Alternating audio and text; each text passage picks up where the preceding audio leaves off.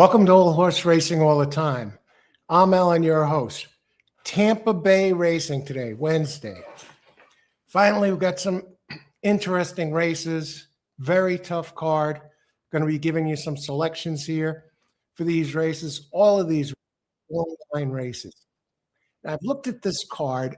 I've been through it, and it appears to be some of these races are very evenly stacked. And there's some opportunities. We do have some scratches.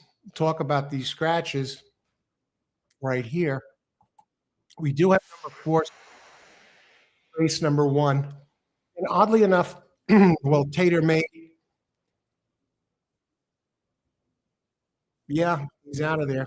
He was my second choice. A shame to see him go. He was opening at 10-1. So a little bit about this race. What are we going to be using here in this race? Data we're using today, we are using the Thorograph sheets. So we're on that. We also use Brisnet. We use the sheets, looking to come back with another big show with some big winners. So, and this is the best card of the day, really. So we have Mahoning running also. I opted to cover the bigger track of the two. Just a better class of racing at Tampa Bay, of course, than Mahoning. Now, in this race, a little bit about this race.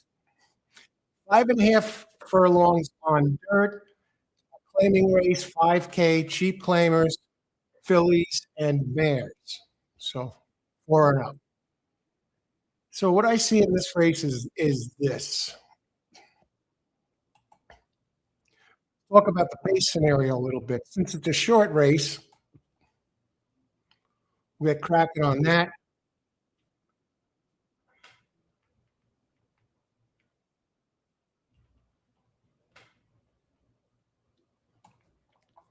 Now, Tater made, that would have been the speed of the speed here, but he's out of the race. Who else are the fast ones? Well, number 5, Miguel's Bell. That one has big early speed.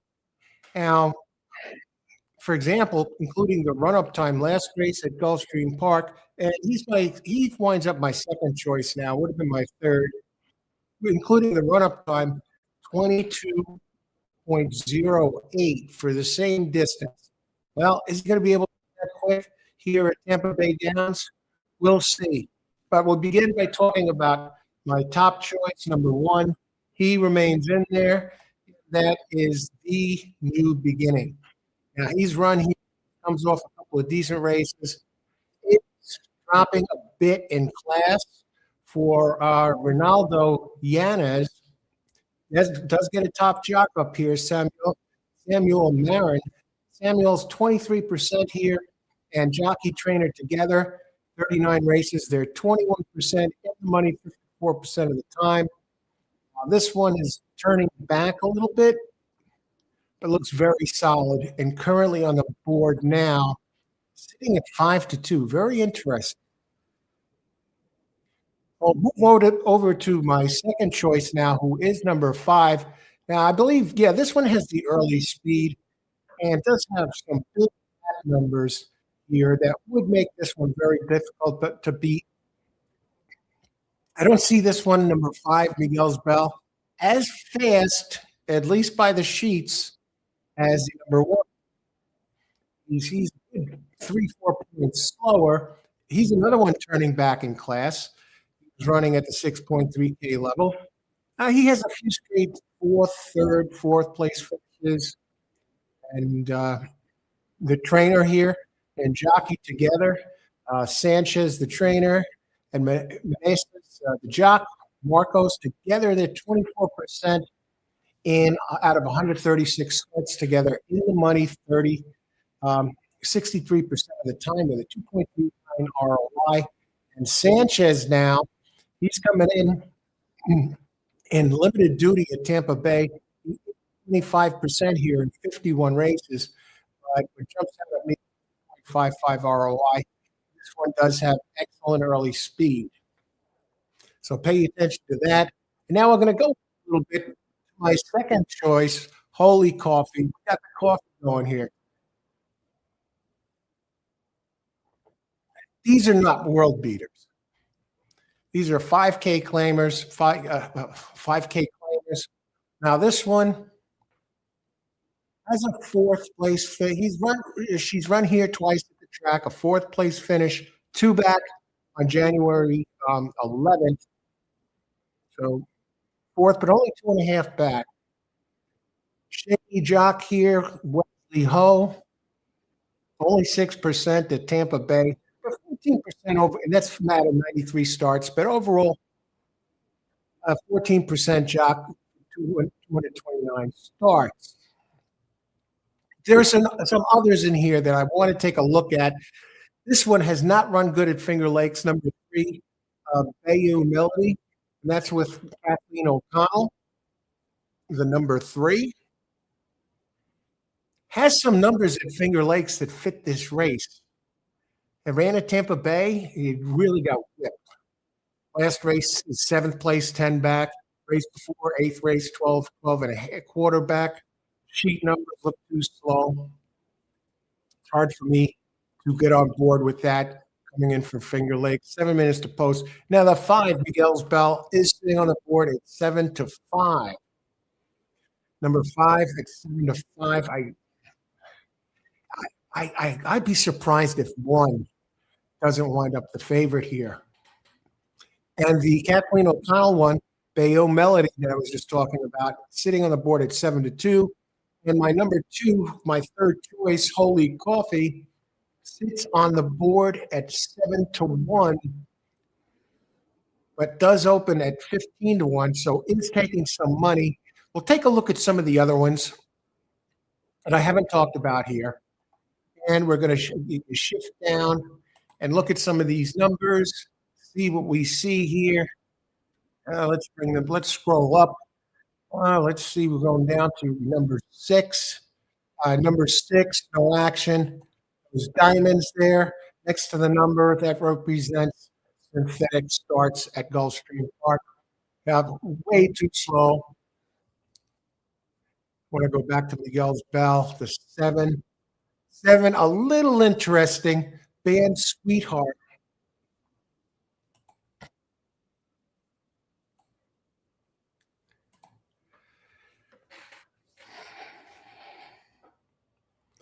Band Sweetheart has run his competitive numbers with the 5. And the other one, Fair Hope Curly, 2%. Jockey Angel Morales, Fair Hope Curly, number 8. The jockey on number 8, only 2 wins out of 99 starts.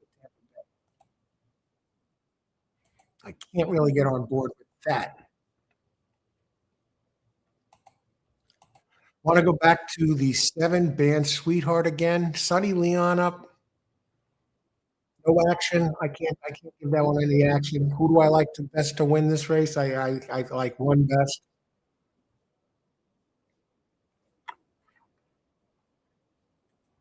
And let me see. Let me get my selection out here.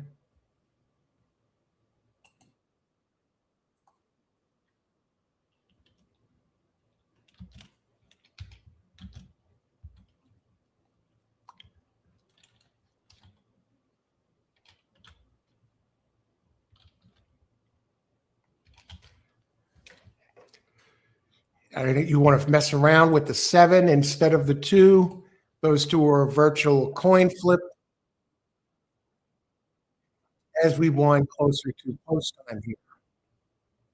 Let's see what looking ahead to race 2.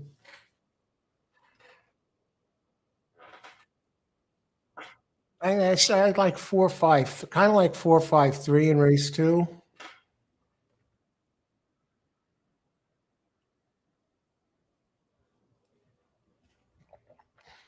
Big weekend of racing coming up. I'm here in New York, and a lot of snow, about 20 inches of snow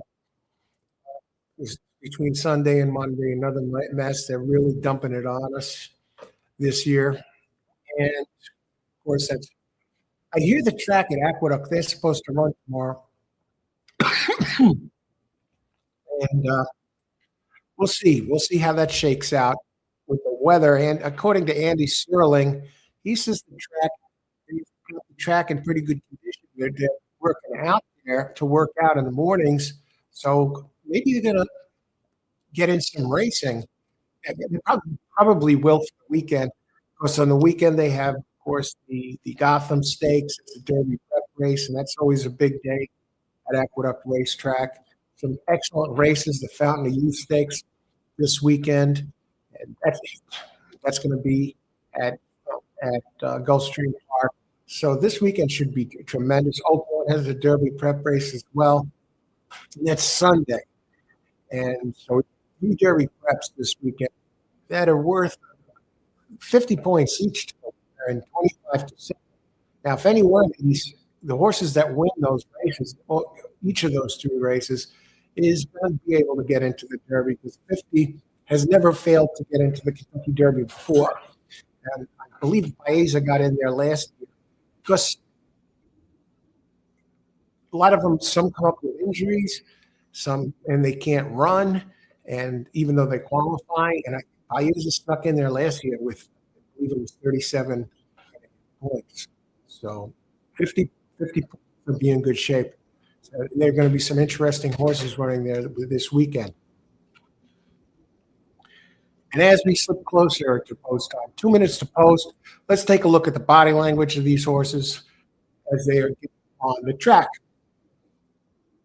Right. I have a funny feeling number 1 is going to be the post time favorite.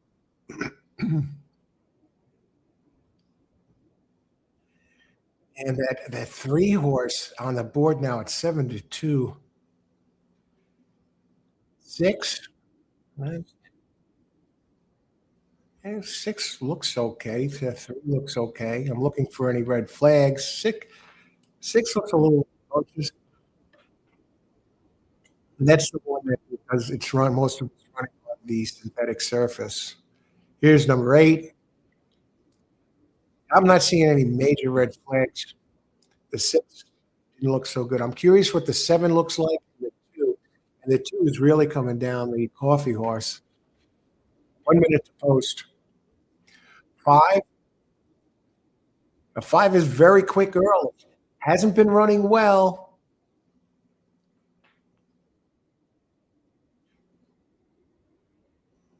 Miguel's Bell. Looking for red flags. Horse's head is down early. Body language down into the left, even worse, they say. That's not a good sign.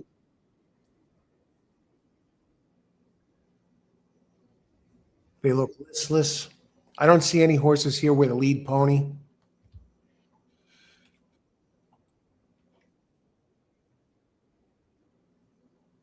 I want to wish everybody good luck today. Enjoy the day. Make sure you have an idea what your bankroll is going to be. You're not going to start digging into cash that you didn't plan on spending.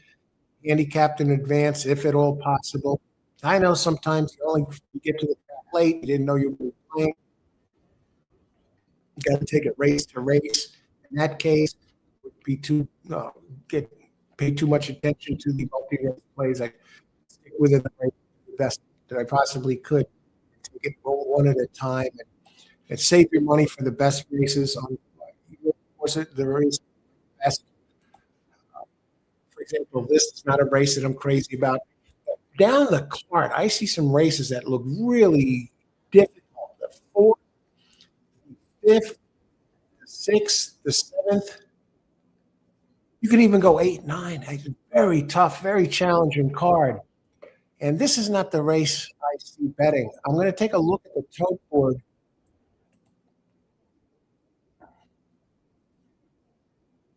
See, 1-5 exacta is 6-1 odds. 5-1 is 5-1 is only 3-1 odds. The thing is 5's gonna go? You know 5's gonna go, but can anyone go with the 5? I want to look at this for a second. I want to take a look at the other paper charts down here. And now this is race one. I'll show you what I'm looking at. Now you can see Tater made, this is for the first call. You figure the four, averaging about 21.85, including the run-up. But the thing is, five might have some company with that synthetic horse, the six, and also Bayou Melody, the three. So is that going to take something out of it? Band Sweetheart. Number seven is the one that intrigues me. Holy Coffee, number two, is going to be the closer. That's my selections here. I don't have a bet. This is not a betting race for me. I do like the one best, and I'll leave it at that for this race. I believe there's going to be some, I think five can get tested in this race. I'm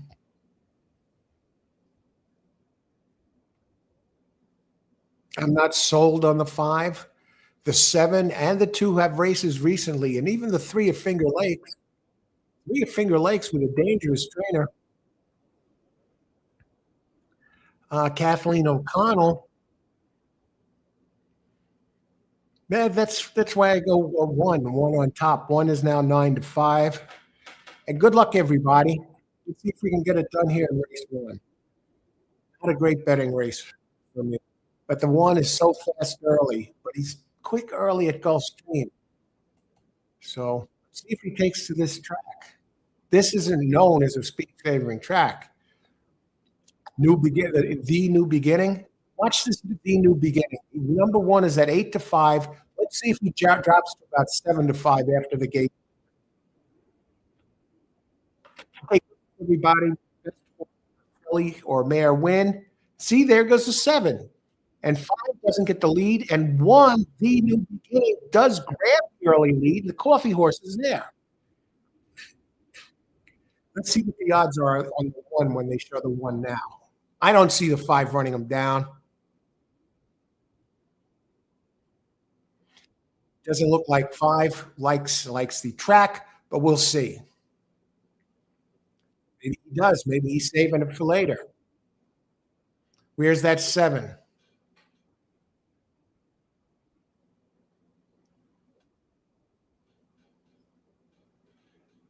Now 7 is coming into play here, and they swing off the turn.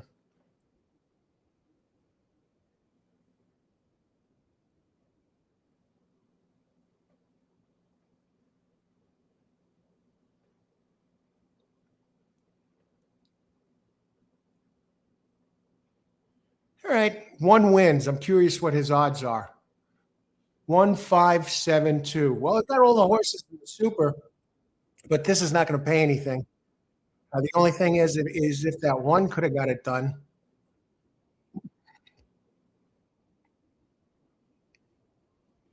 I want to see what the odds on the 1 were posted by the time they finished.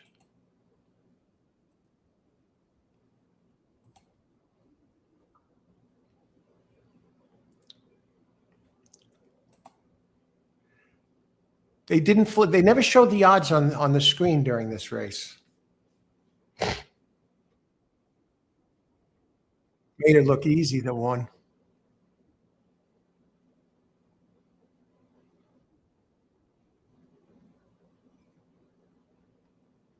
The 3 horse, that Kathleen O'Connell horse, that Finger Lakes horse did its best running there. And races on elsewhere were not any good, near as fast as on Finger Lakes. I just want to see the odds on this.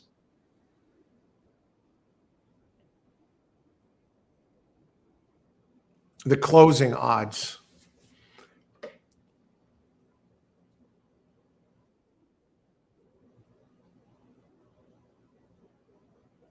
They're not going to give it to us.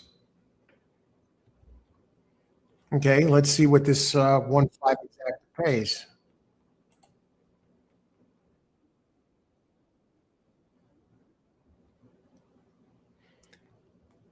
We're going to play show pools. Yeah, 5 is going to be a narrow favorite. 9-5, that's a great price on that 1. Right? That would have been my only play is the win. I didn't bet the race.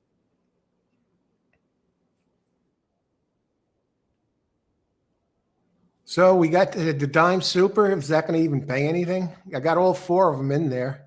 It was 1572.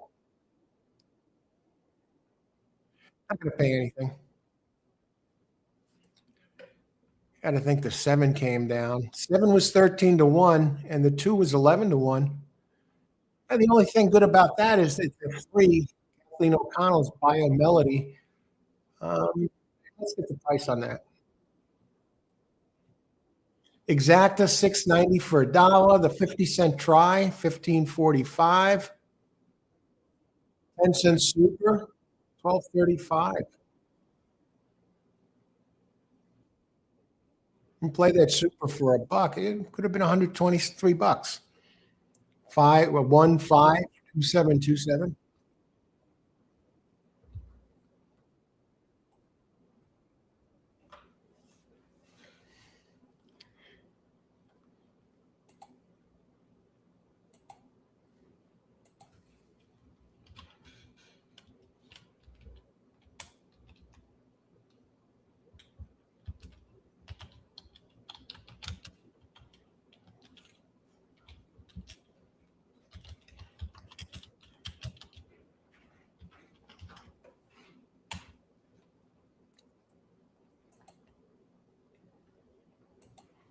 Okay, race two coming up. We'll be back in just a bit. Heat up the coffee. Take a break here as we get to race number two.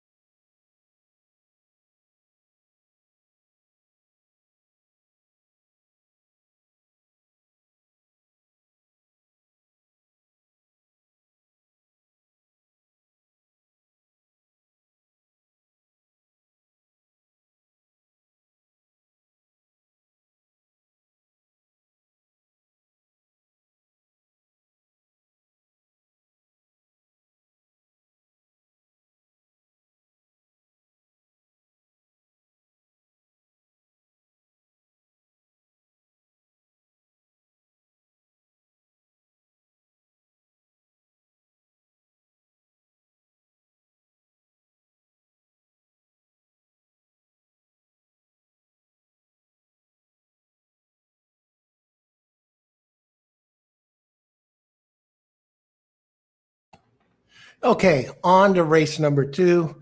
Good afternoon, everybody. Welcome to All Horse Race. Joining us. I'm Alan, your host. We're going through Gulf Stream today. Went through these races, looked them over, the scratches. Very challenging card. We were spot on in the first race. Exacta cold and second and third place finishers. I can give you full because they were all in the super. So we're on there. So let's take a look at race number 2. Race number 2, 14 minutes to post. There is a scratch in this race. Number 2 is out. Lady Racula. Did I have that horse? No. I landed on the number 4 here, Cora, and I see it sitting on the board at 3 to 5. Let's talk about it. Now, this race, look at the pace scenario here. You know, for those viewing, have it up now using Thoroughgraph. This shows the early pace leaders, 2 out of it. Now, 3 and 4, Lola's Romance and the favorite, Cora. Yeah, those 2 look like the speeds now, and G1 Bound. And we do have 2 first-time starters, number 4 and number 5. This is 7 furlongs on dirt, maiden claim race. Okay.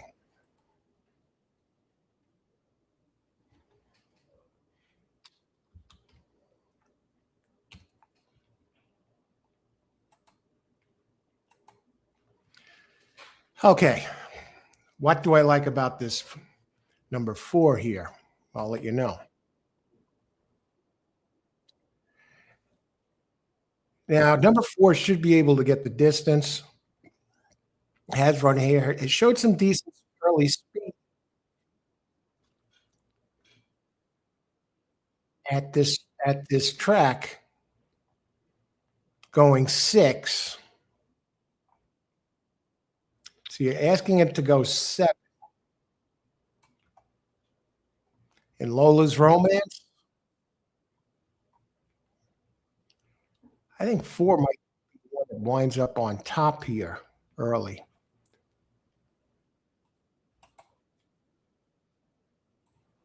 As the saying goes, pace makes the race. If you have any questions about any of these horses or you like to share your opinion, by all means, weigh in. Chat open. Okay, 2 is out of there. 4 should be able to handle this. The one that looks interesting to me is number 5. Now, that is my second choice, Pitchfork. So, yeah, Cara. Now, this is a maiden claim, and they're in there for $32,000.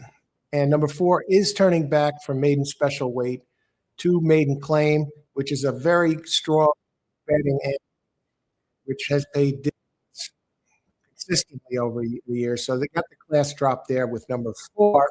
Number 5, Pitchfork for Daniel Damon. With first-time starters, he does well, 18%. In the money, 45% with a 2.07 ROI. But he's been successful with this jockey, Marcos Meneses. Together, they win at a 17% clip. Limited body of work, only 18 races together. But they hit together 17%. But in terms of the pay, 5.07 ROI. And Daniel Damon, besides that 5, Daniel Damon also sneaky good at Tampa Bay. I wouldn't be completely surprised. By my notes, I'm thinking 4 or 5 both have a shot to win. And those are the 2 I would use within the exotics. The other, 5, Pitchfork is the first-time starter. What are the odds on Pitchfork right now? 11 to 1? Opens 12 to 1, currently 11 to 1. You're getting a nice price on the 5. And the 3 is my third choice, Lola's Romance.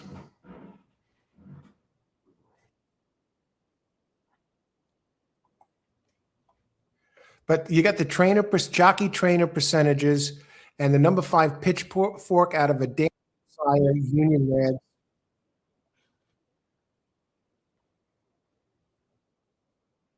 Okay, Lola's Romance actually moving up in class from maiden claim 25 to maiden claim 32.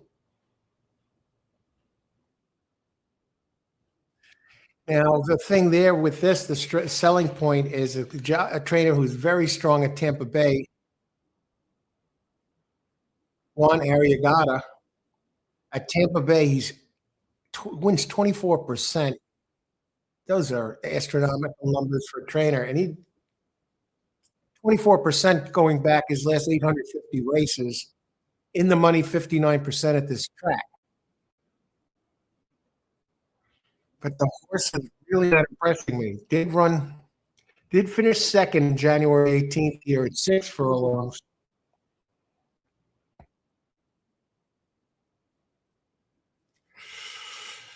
I'm not going there. At 4, I could see 4 going off at 2.5. Is there another in here I want to look at? I'll put my selections up here. Maybe I'll change them. You'll know as we get closer to post.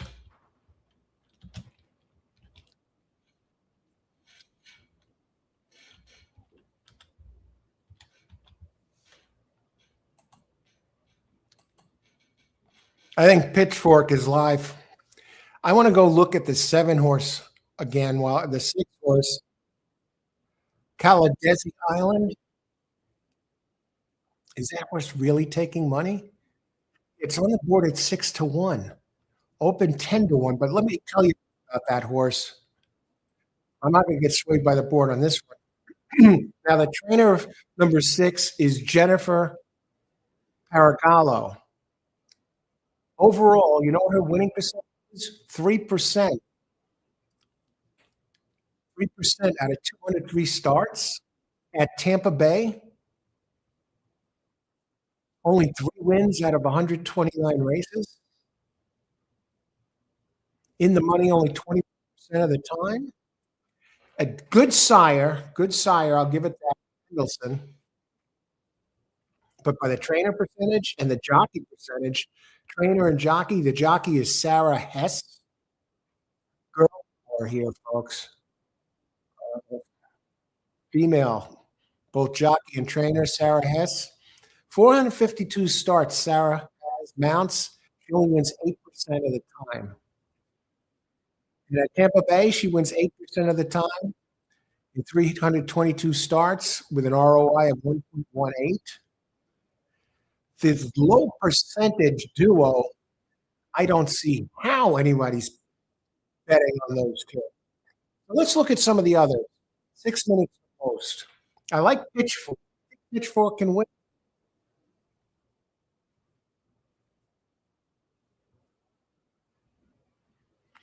Now 4 is at 1-2.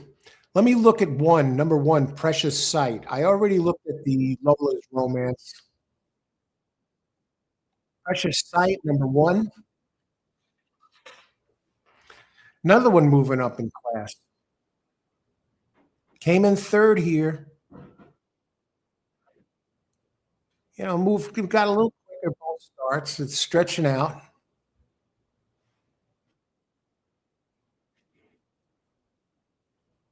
%8 trainer at Tampa Bay, Chelsea Moisey. 7% jock, Gadiel Martinez. Not seeing it. Let's go down to the 7. And the 7 has run on dirt only once on a muddy track. G1 Bound finished 8th, 21 back at Churchill Downs. Very slow. And the trainer, David Van Winkle, didn't race at Churchill back in November. Tried the synthetic at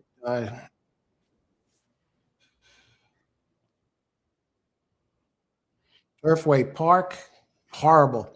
But number 7, listen to these beaten lengths. career starts. See how many got beaten by each race. 21 lengths, 16 lengths, 13 and a half, and 19 and a half.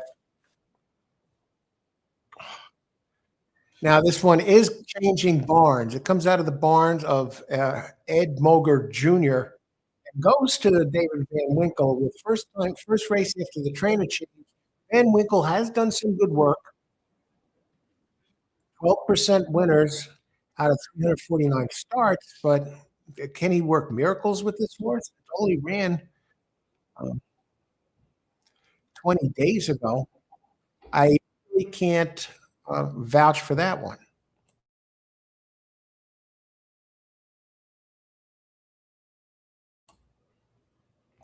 All right, how many minutes to post? I'm thinking a 4 or 5 box here. Yeah, Pitchfork is coming down. Let me see what the exacta pays, 4 or 5. Or I can jump ahead to the next race, which is pretty contentious. Exacta, 4 or 5. 10 to 1 odds. 4-3, 4-3, only 3 to 1. How about 5-4, 20 to 1.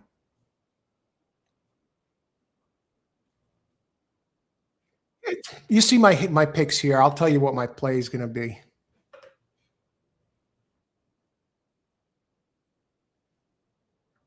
4 or 5 exacta box. That's it. We'll go the 4 or 5 box on this. Pitchfork now down to 6 to 1. None of the others. I don't know. I don't. I could see how they make a slight pitch for some of the others.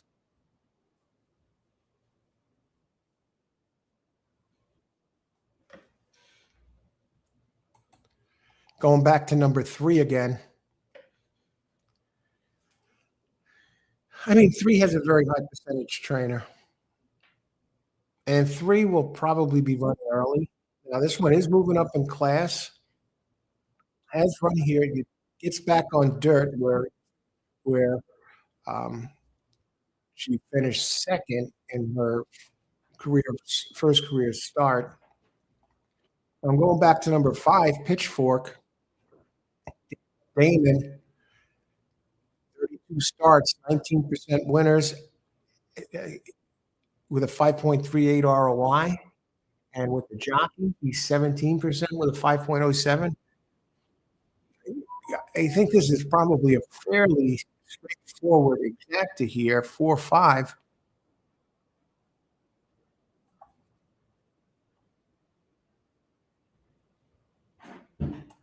At 4 or 5 here.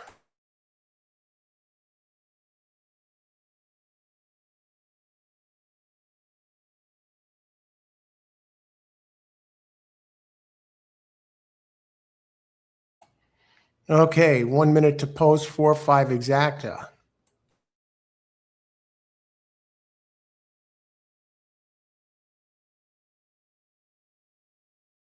That's a 4 or 5 exacta box.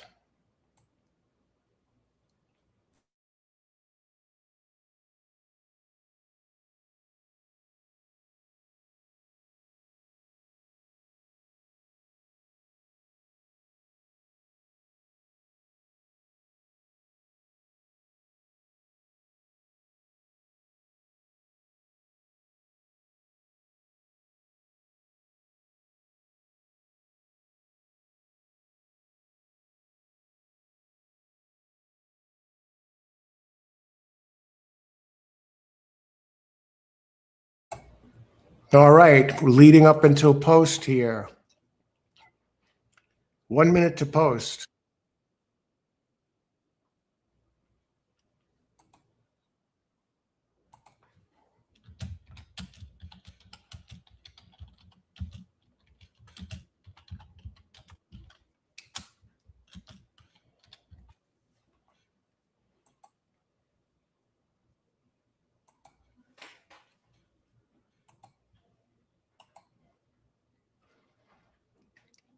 Okay, this is shaping up to be an interesting race now.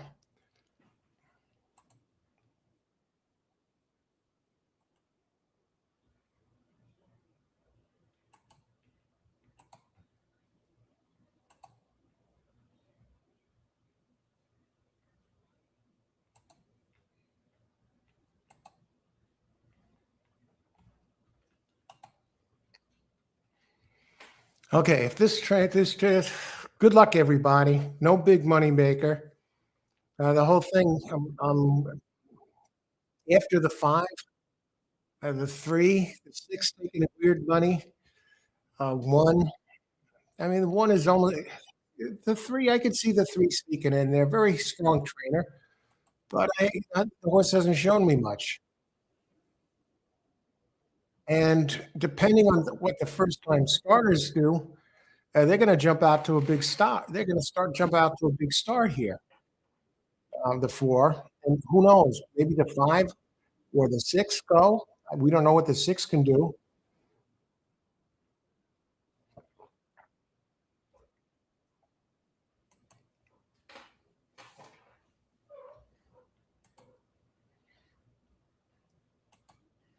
And they're walking around still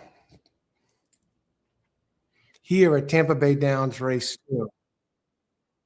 You let them pad the pools.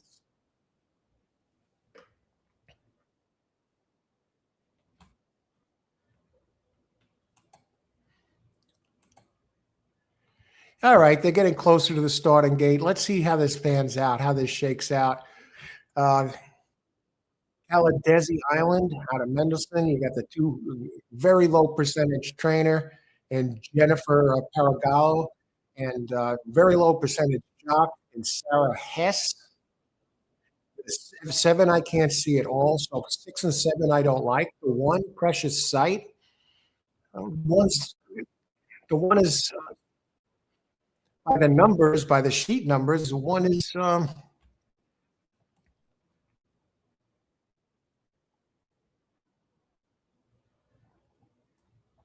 one is too slow.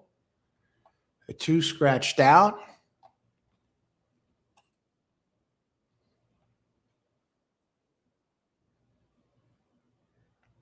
Lola's Romance. You can see the high percentage trainer here. Yeah, all the bold numbers, the winning percentage at 24% on the right, 19 and 22. And you can see before the favorite, he has numbers 16, 17. With the sheets, the lower the number, the faster the race. So we got a small play here with these. Let's see if they're getting close. And they're circling towards the starting gate. Post time scheduled for 118, currently 121. Tracks like Tampa Bay. Usually you can pad the post time by X amount of minutes. And sometimes some tracks, you get some tracks like Keeneland or Santa Anita. I mean, at those tracks, they start on a dime. It says what it says on the PPs what the post time is. That's when they get in the gate, and that's when they're about ready to go. Here, it's where 121. They list post time is 118. That's not too bad though. Here, as we get set to begin race 2, and good luck, everybody. Thanks for joining us today. Any questions on any of these horses, by all means, I'll answer them the best I can for Tampa Bay. That's the only track I've looked at today. So we're going right through it here this afternoon. So I'm curious what this first time starter, number 5, Pitchfork, does. In 4, I'm very confident we'll be in the exacta. 3 gets the very high percentage trainer. Can the trainer make that much of a difference? And his Lola horse? We'll see.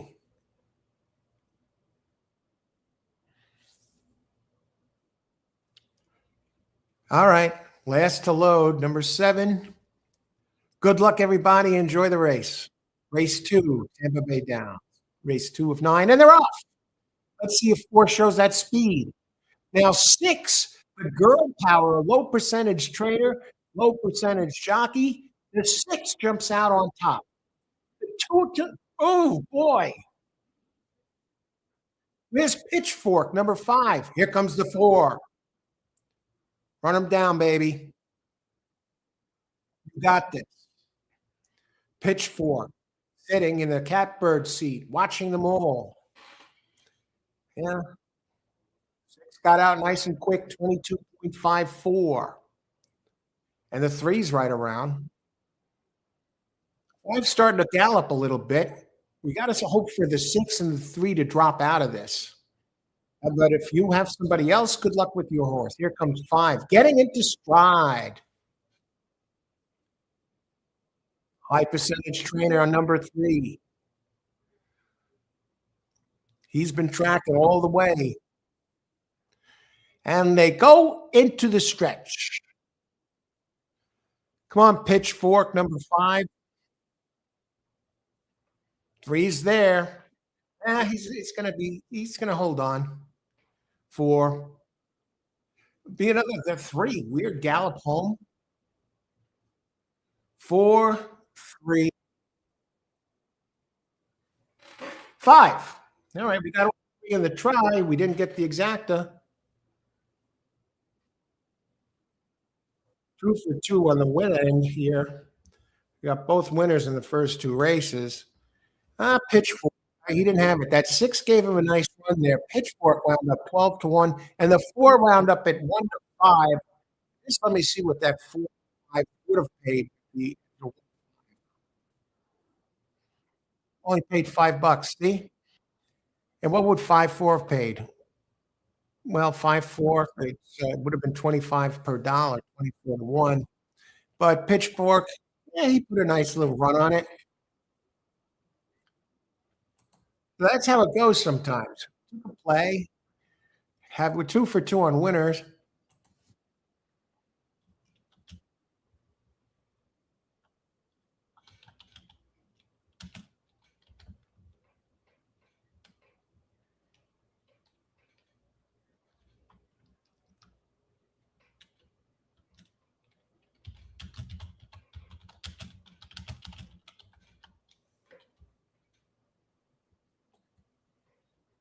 All right.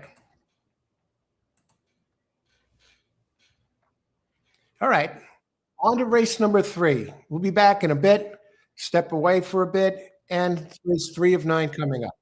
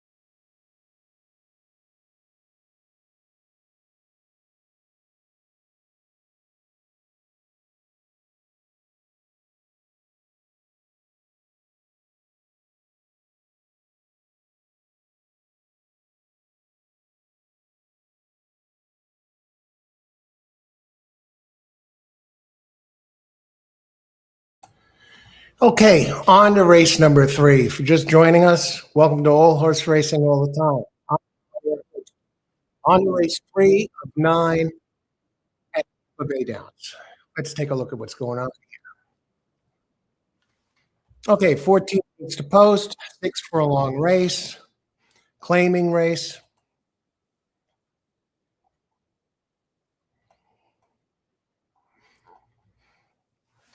Okay, now this is an interesting race. The scratch 7, just relax.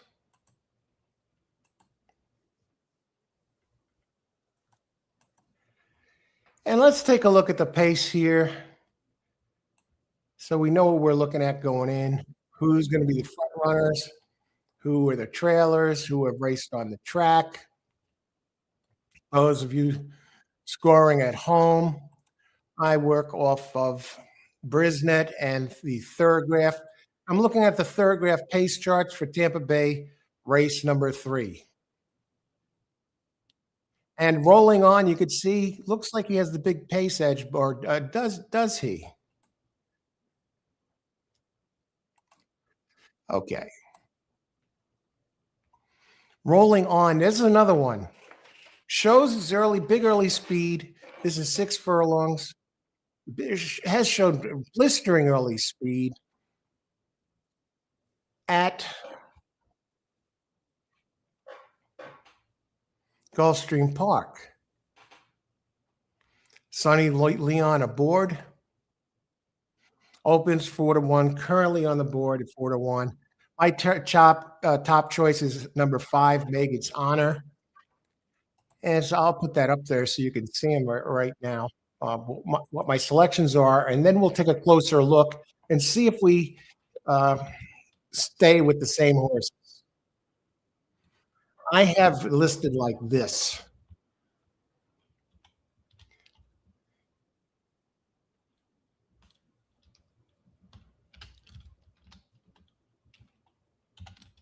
And I'll tell you, this is exactly what I have in my notes that I'm looking at over to my right. I see 5-3, and I have a question mark listed next to number 4. See what kind of money that one's taking, and take a closer look come race time. The race is in advance. Make adjustments after the scratches.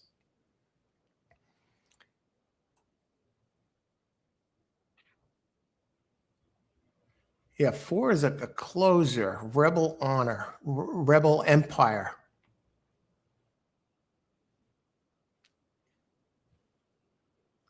Let's go back. We'll take them one at a time here.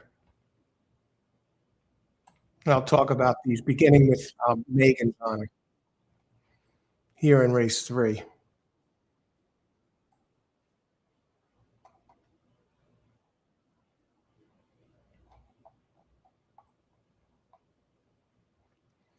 Very consistent, comes off a win in the last race. As is a 6.3 claimer. This one is moving up in class for Michael Simone. And Michael Simone, a couple interesting points about him, going back 81 races when he moves a claimer up in class, he wins 11%, but he does have a 3.02 R moving up. Very nice third graph numbers or sheet numbers. The lower the number, the faster the race. And bringing this Megan's Honor back, following a victory, it's a 9-year-old. Following comes back in 7 days. 7 days. I guess strike while the iron is hot. Moved back to the 6.3 claiming level. Doesn't really concern me much. Sandled has run very consistent this one. When he comes back, Simone brings him back under 11 days, in this case 7 days. He wins 18%, and he's in the money 52% of the time. So he wheels it back. And this one has Edwin Gonzalez riding. Edwin, it's only 19 starts here at Tampa, but he's won 21% of them with 2.46 ROI. I like the numbers. Very consistent, very consistent horse. This is for 4-year-olds and up. Megan's Honor. I'm going to move to my second choice, number 3, Ikagal. Another one knows how to get in the winner's circle.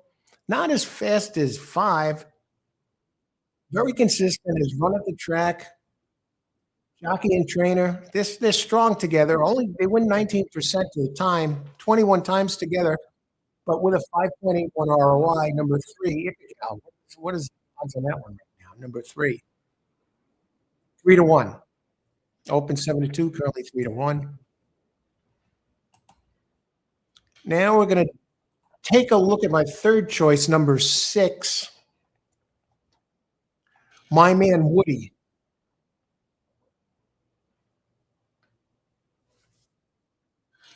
And this one is another one. I just want to double check something here.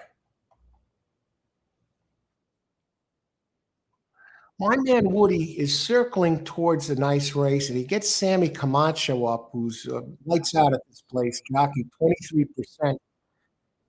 And Ronaldo Richards, the trainer, together with Sammy Camacho, they're 29% in 56 starts. My Man Woody had some really big races at Delaware back in September, October of last year. At Tampa has been spotty, but seemed to have gotten a grip on it in the last race, finishing second at 5.5. Was making up ground, so the at 5.5. So I think this one's a contender.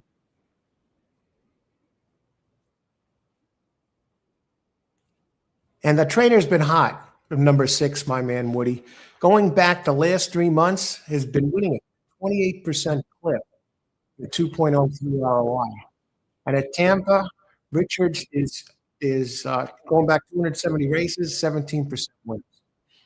So nice there. I'm going to go to the number 4, Rebel Empire. This is another one. This one is staying at the level. Now, if he moves forward again, this one's coming back in 12 days. And this trainer brings him back that quick, only 9%, but with a 3.81 ROI. And this is another top trainer over the last few months with a 6.4 ROI, with 6.48 ROI, Ralph Baez. I kind of prefer the others. I want to go back now to number 1, who I haven't talked about. Now, this one's a very fast early horse, Rolling On. Stays at the level, did get a bad start last race. Now, you got to wonder, though, is one a wire thread? This is another one I don't know if I go nuts with. And let me see what the odds are and how many minutes to post. 5 minutes to post. My Man Woody, 6. Richards, 9-5. Actually, almost Megan's Honor does have the honor so far. Is there anything I can do with it? Now, number 3 is coming in very light, 113 pounds. And I think that's going to help for Enrique Hernandez, the trainer. Yeah, the weight's changed. It was listed to run at a 111, number 3, Ikigai. Ikigai. Has won 2 of the last 4 here. Has won twice the last 4 at this distance. This is a board hitter. I want to go back and look at the pace for a second.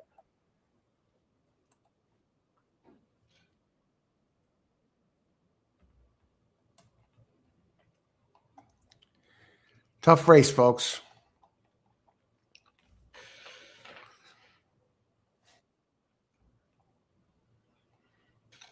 Yeah, 3 is a 3. I could see 1 and 3 hooking up in a speed duel here. And we know the 3 can go fast on this track. Jockey Cleaner Mahias. Now he had ridden this one, 1, 2, 3, 4, 5, 6. This will be the seventh race in a row this one is riding.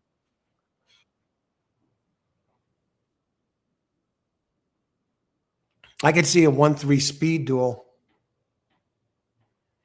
4-5 or 5-4. But my man Woody, he benefits from this pace.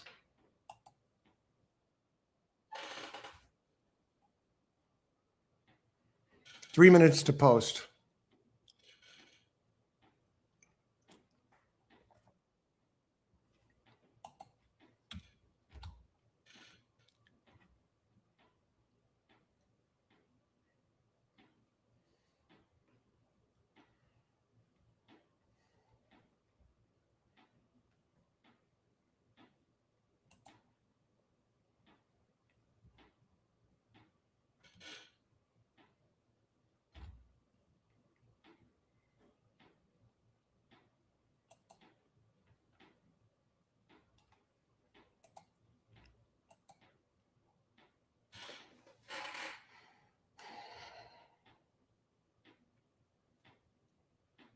Megan's Honor.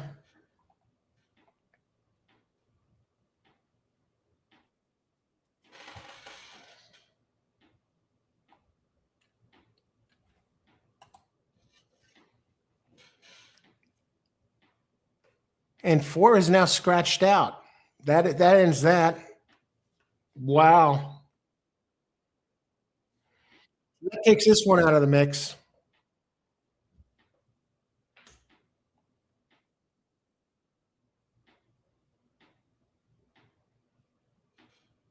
So we're looking at a potential very chalky race. And now 1 rolling on. I see 1-3 speed pool. Megan's Honor. Let me just take a look at Megan's Honor again. Megan's Honor. Megan's Honor did show some good early speed in the last race.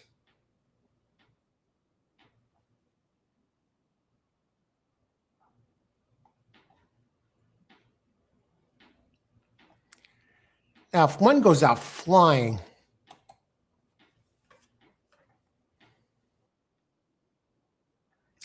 does the 1 run them into the ground? Let me look at the pools. Who's taking money in the win place pool? Yeah, Megan's Honor is really dominating the place. She's dominating across the board.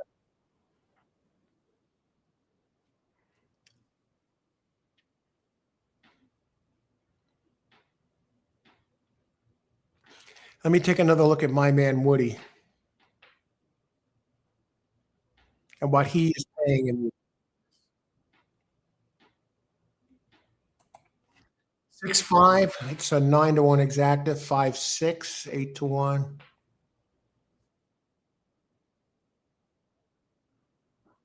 The next race is a very tough one.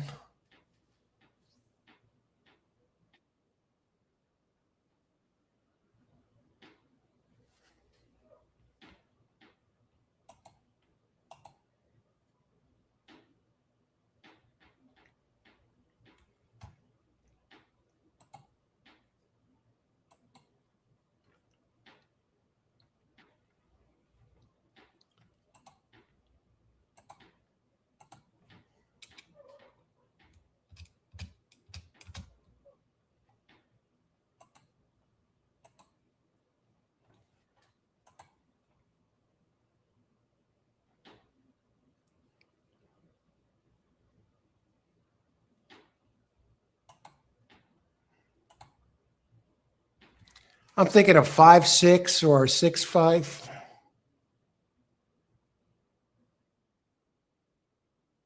Let's see what 5-1 is paying. 5-1 is paying 1-8 exacta. 1-5 is paying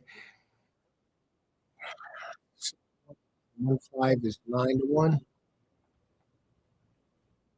Let's look at the doubles. Let's take who's to play in the doubles.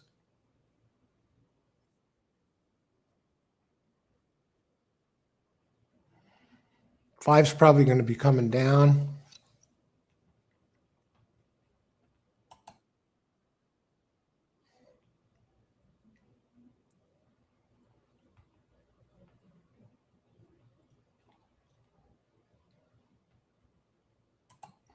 I just got to check one thing on my man Woody.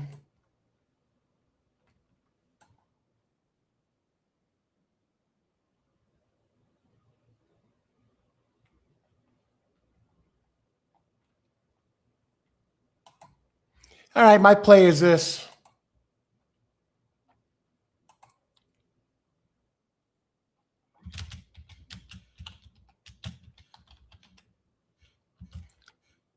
Trifecta.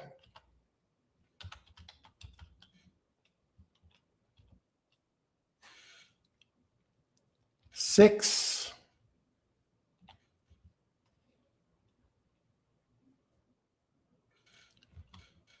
One, five, 1, 3, 5. Now,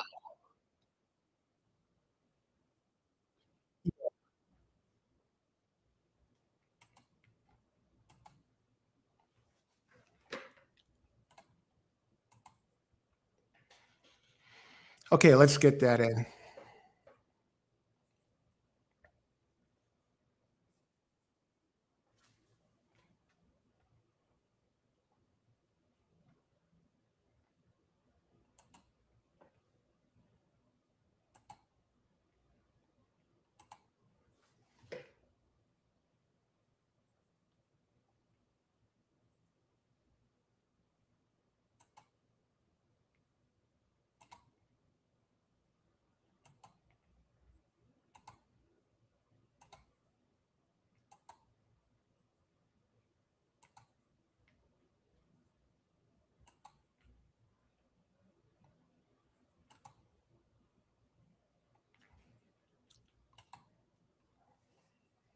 Okay, we're going to take a shot here. I know Megan, it's going to be tough to beat.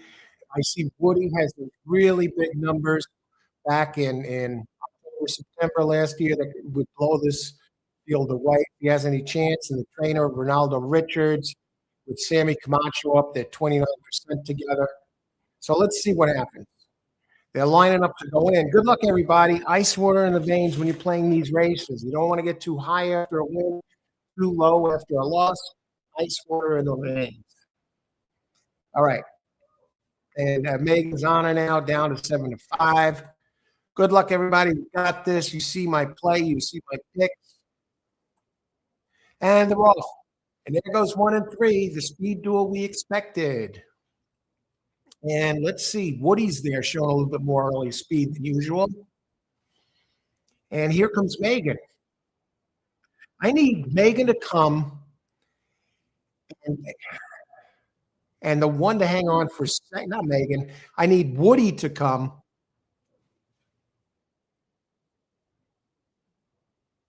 Here comes Woody. And here comes Megan. And Megan is saving ground on the rail. No, that's 3. No, and it's Woody. And it's Megan. The one has dropped out of it. One is not. Megan. Woody. Oh, the 3 bumped him. No, don't let that cost you the race. Now, Woody got taken out, folks. Come on, Megan.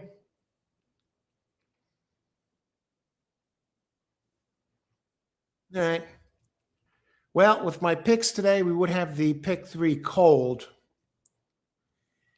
And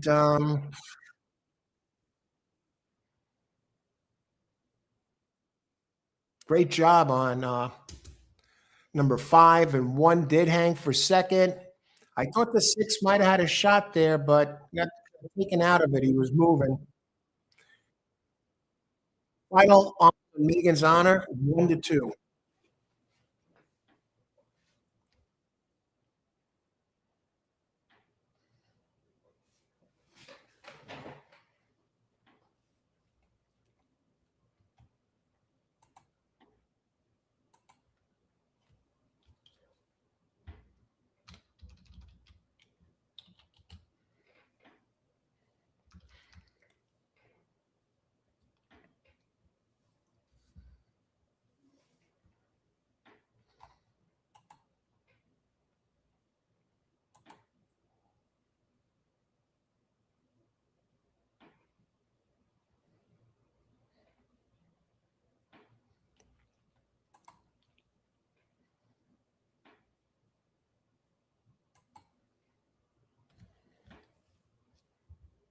Now, this next race is going to be very interesting.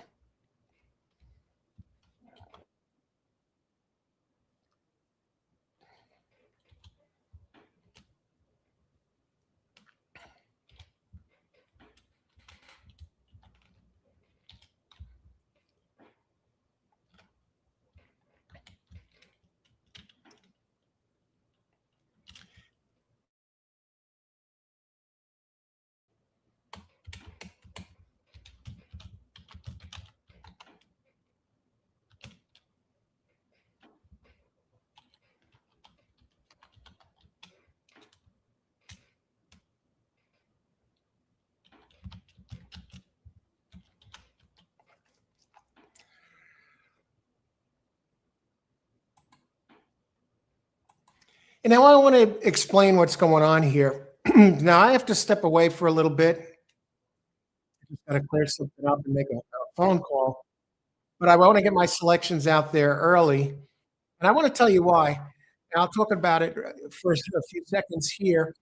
I lead with my top three choices, but I think five and six, five especially, and but six also, both have potential to do some damage in here for those putting together a tough play. This is one of the tougher races on the card. So you want to take a look at those, and I'll be back as soon as I can and take a look at this more. Just want to see if the board's opened up yet.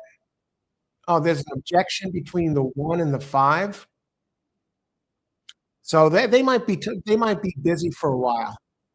So what I'm going to do here, step away, take care of some business, and look at those horses. And 5 and 6, think about it.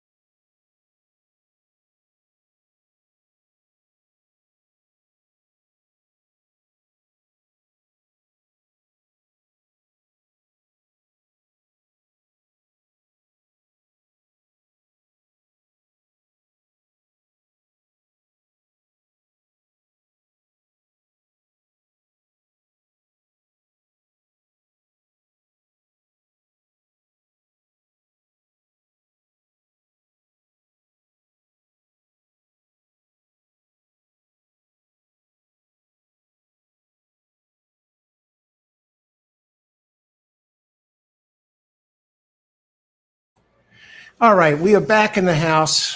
Just gonna finish up. I actually ran to the store for a few minutes. I'm doing horse racing all the time. Get this.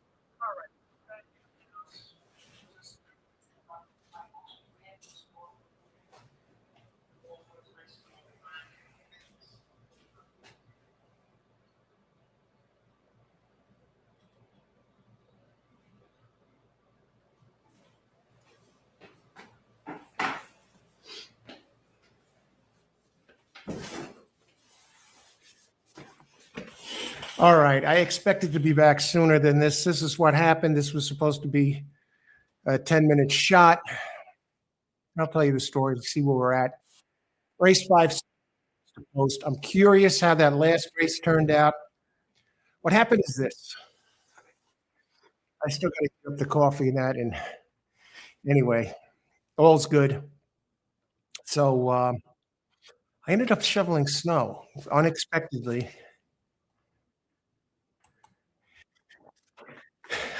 Ended up, this old guy was trying to clear some breakup snow out of his driveway, right? And I'm like, well, God, I left the house at the wrong time. And he intercepted me. And he had to be, I'm glad I did it because he's 90 or I think he's above 90. I'm not sure, but he's still in good shape, tall, lean. And, he must have been a specimen in his day. Here he is still going.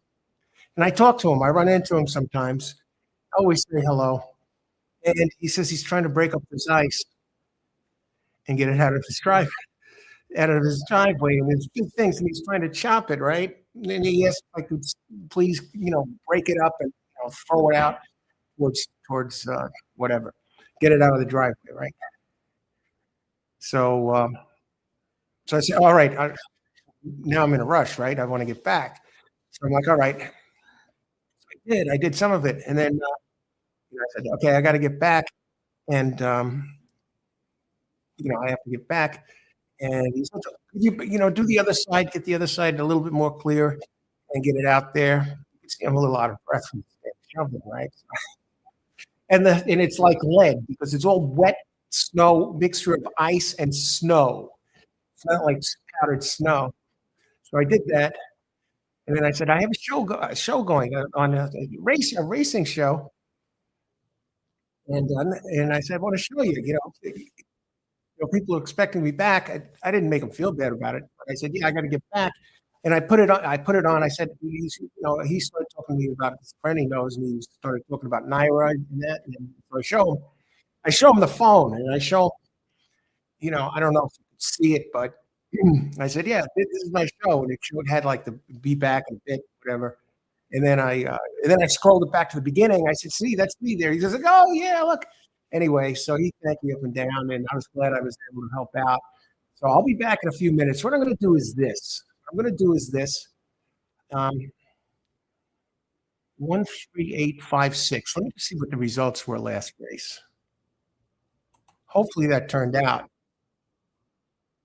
I don't know how I would have played it if I was here, right there. 1. There was my 5. Okay, that's the one. Here's the thing about this. In race, wait a second. 1, 2, 8. Okay, I did have the winner with the 1. And I'm just going to give you a heads up on what happened here with the 1. That gives me 4 straight stone cold winners to start the day here. And what did the one pay? 7. Right. It's kind of very chalky though. And let me put up what I have here for this race.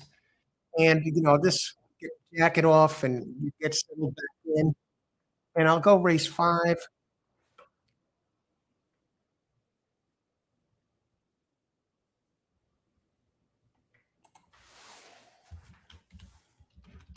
Race 5. 493. Let me just make sure there's no scratches. And what I'm going to do is get the board up. I'm going to scroll the my picks for the rest of the day here. And let me get them up there. Make sure there's no scratches that we don't know about. 4, 9, 3. Okay, let me just check race 6.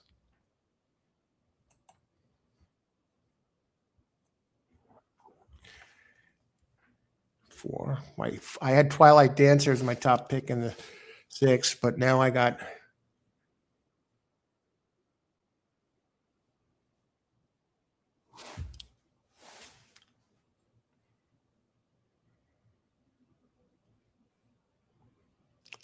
we're going to set it up. We're going to have to look at this in a bit. So it's race 6 is very difficult, 7 very difficult. So let's take it a race here at a time, and I'll see if I can set it up and get the scrolling going on the bottom. Um,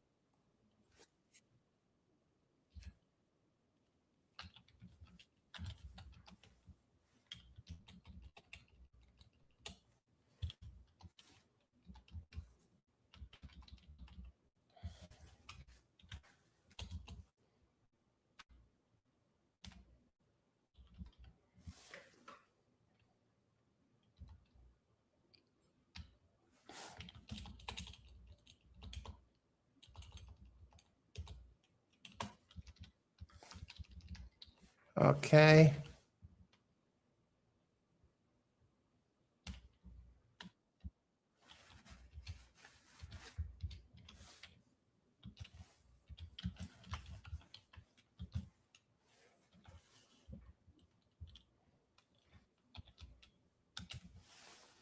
Race 6 is an interesting race.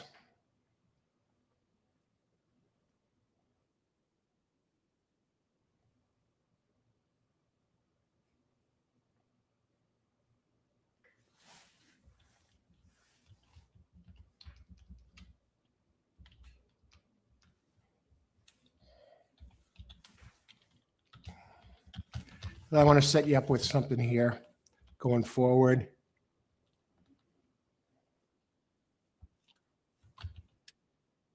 And I might be changing these while we're here as the card unfolds.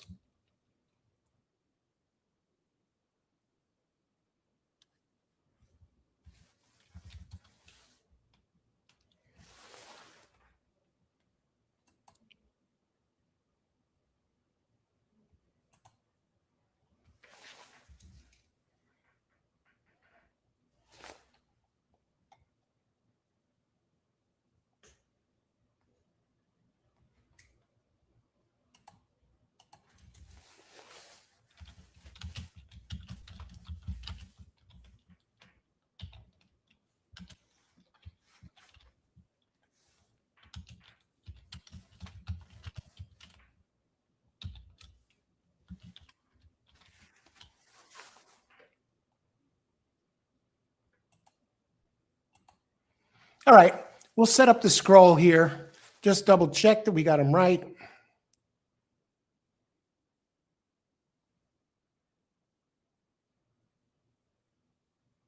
All right.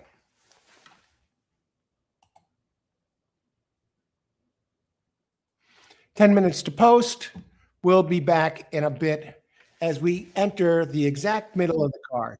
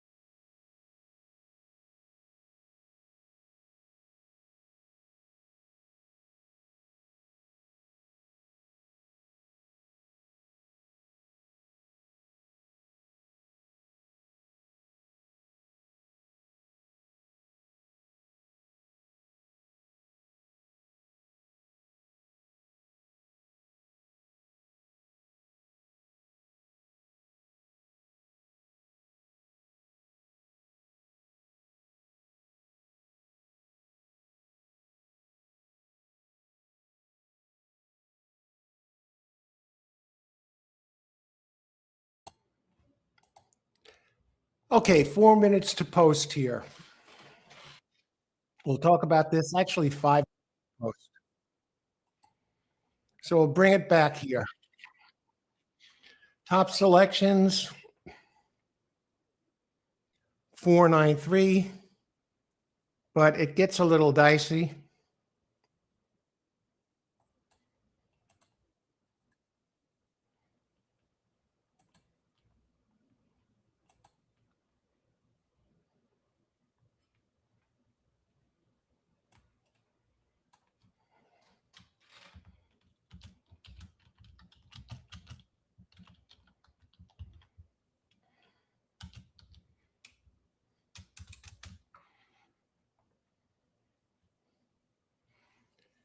There are a couple others I'm looking at here too that I think have a shot.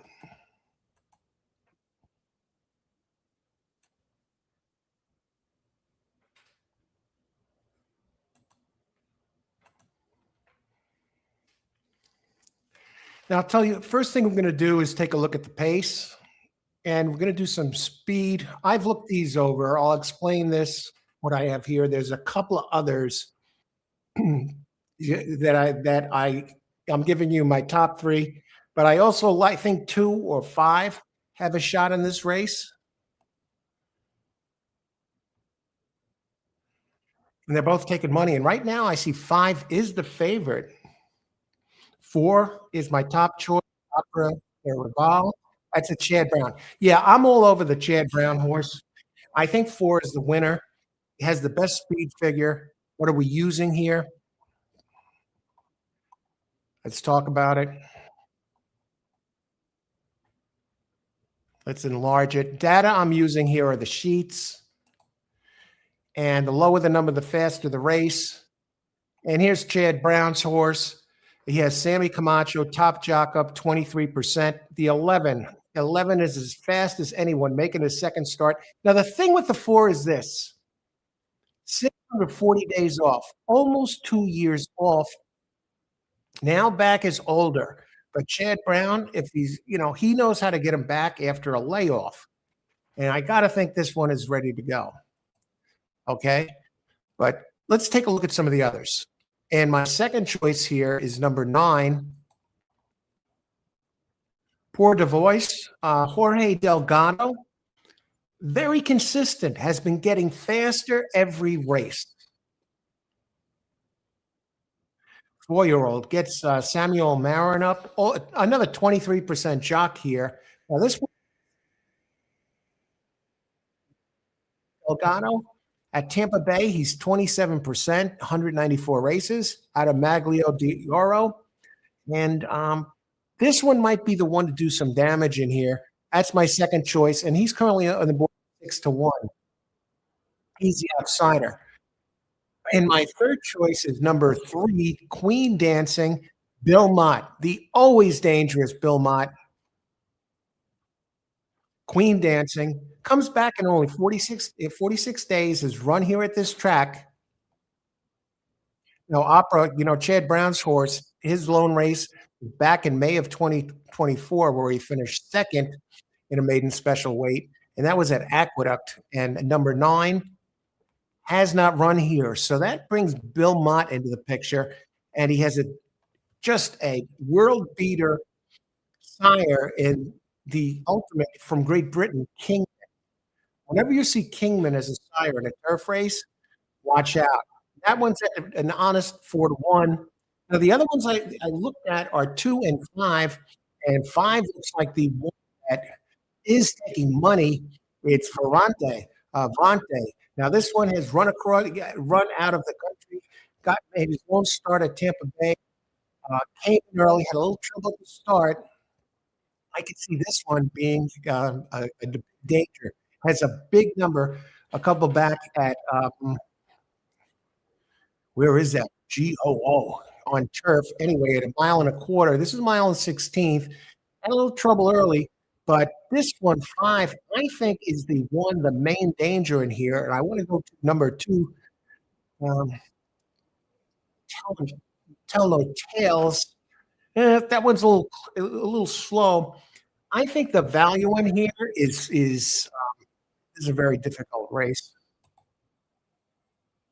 Do I have time to make a play? Chad Brown at 9 to 5. Yeah, 4 and 5 look like the main dangers. Drew has some speed. Um, Bill Mott out of Kingman. I'm going to take a flyer on this race because a couple of horses that the Chad Brown horse, number 4, I think if anyone can get it ready, Chad will.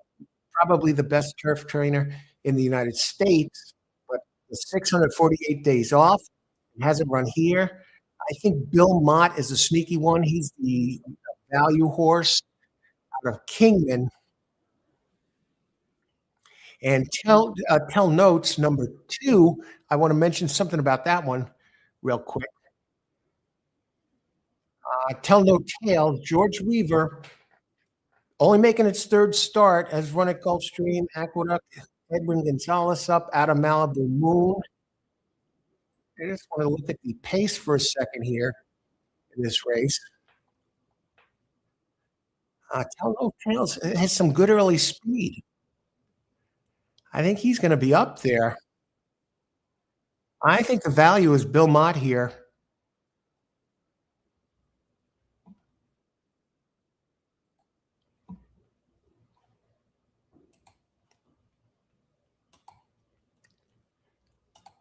Bill Mott offers some value here. Queen Dancing out of Great Britain.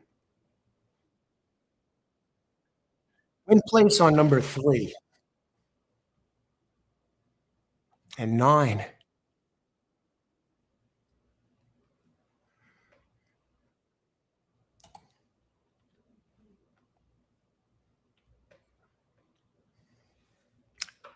I don't have a bet. I don't have a bet.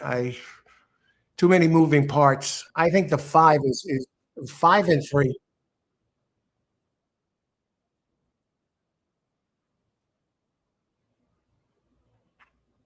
I'm thinking 3 or 5 take this.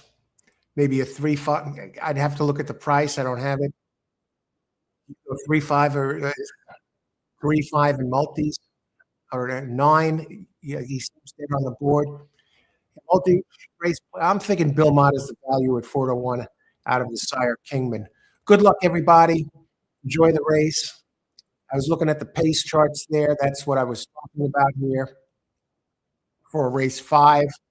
As you can see, Tell No Tales has some early speed. So does 4. So does 9. I could see 4 and 9 battling on the front end. So let's see what happens. There goes 9. I'm curious if there's 4 and 9 battling on the lead. We're all over it, folks. I think Bill Mott is the value here at 9 to 2. Always dangerous, Bill Mott. Trainer of the year now, 2 out of the last 3 voting seasons. And 4 now, Chad Brown at 6 to 5. And Bill Mott at 5 to 1, and the 5 at 8 to 5. Now you got to wonder how conditioned is the 4 after being laid off 648 days. But with him is, the horse is more mature now, so it might even be faster when he comes back off the layoff than before. Here comes the 5, rushing up the rail, saving ground. 9 still there. Bill Mott waits. Bill Mott waits. Oh, he's putting on a rush now, folks. Bill Mott, Kingman, the sire. Whoa, look at this horse go. He's wide, though.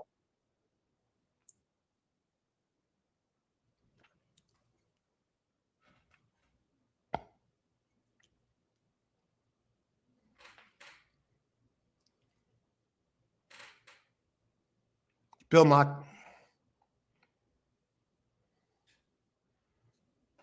All right, 5-4.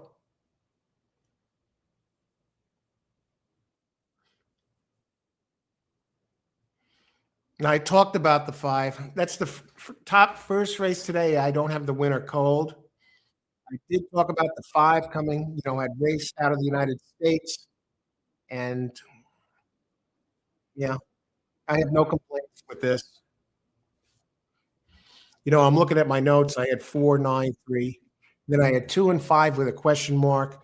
And yeah, the 5 did do a good job. We talked about him. If you're here, and he was taking money, and Belmont looked like the logical player. Horse was in good shape, tremendous sire. And what is his 5 up? 5 went off at 8-5. And look at this. All 5 of my horses finished within the super. 5, 3, 4, 9, 2. And I wrote down some quick notes before I went on the show, and I'll show them to you here, so I'm coming right at you with what I see here. I wrote it down quick. I did the handicapping, and I'm prepared for the show, and I have, of course, my sheets, everything else. It's very fresh in my mind. I'm using the Theragraph sheets, but I want to show you these notes here, what I had. Maybe you can see them. All 5 horses in the super. And I make them kind of cryptic. I know how to read them, but maybe you can read race 5. There it is. 4, 9, 3, my top 3 picks that are scrolling. You see them down below. Then I had 2 and 5 with question marks. And all 5 of them were there. You can see there are other horses that I look at for the later races. I'm going deep here on some of these, handicapping, and when I do show live, I talk about those. Usually I just put the top 3 picks. But for this case, in this case, we had 5. We had all 5 of them in the super, which I did discuss here. I'm glad to see. I'm glad to see my handicapping is on so far. 4 out of 5 ice cold winners, and then all 5 of my horses in the super. And Bill Mott talked about him. So we're coming along here. And now we move on to race number 6. 4 races left. Where does the time go?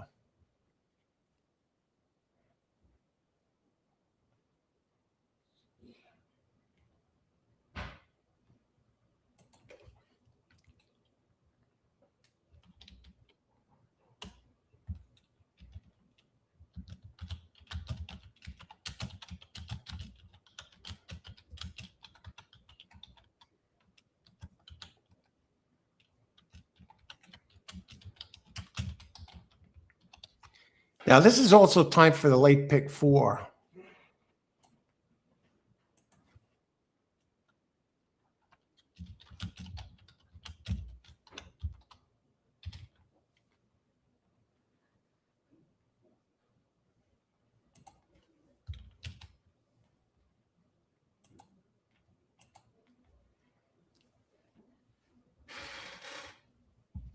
All right. So now's the chance to make some money. I did not have the time to get in a play. I played probably would have been last race. Bill Mott place, win place. Oh, we have objections now. Hang on. Objection 2 against 3 and 4. We have 3 of the top 5 finishers involved in objections. The winner, no doubt about the winner. No objection there. The 9 did show the speed. Okay, we'll be back in a bit. Take a look at this, see how it's shaken out.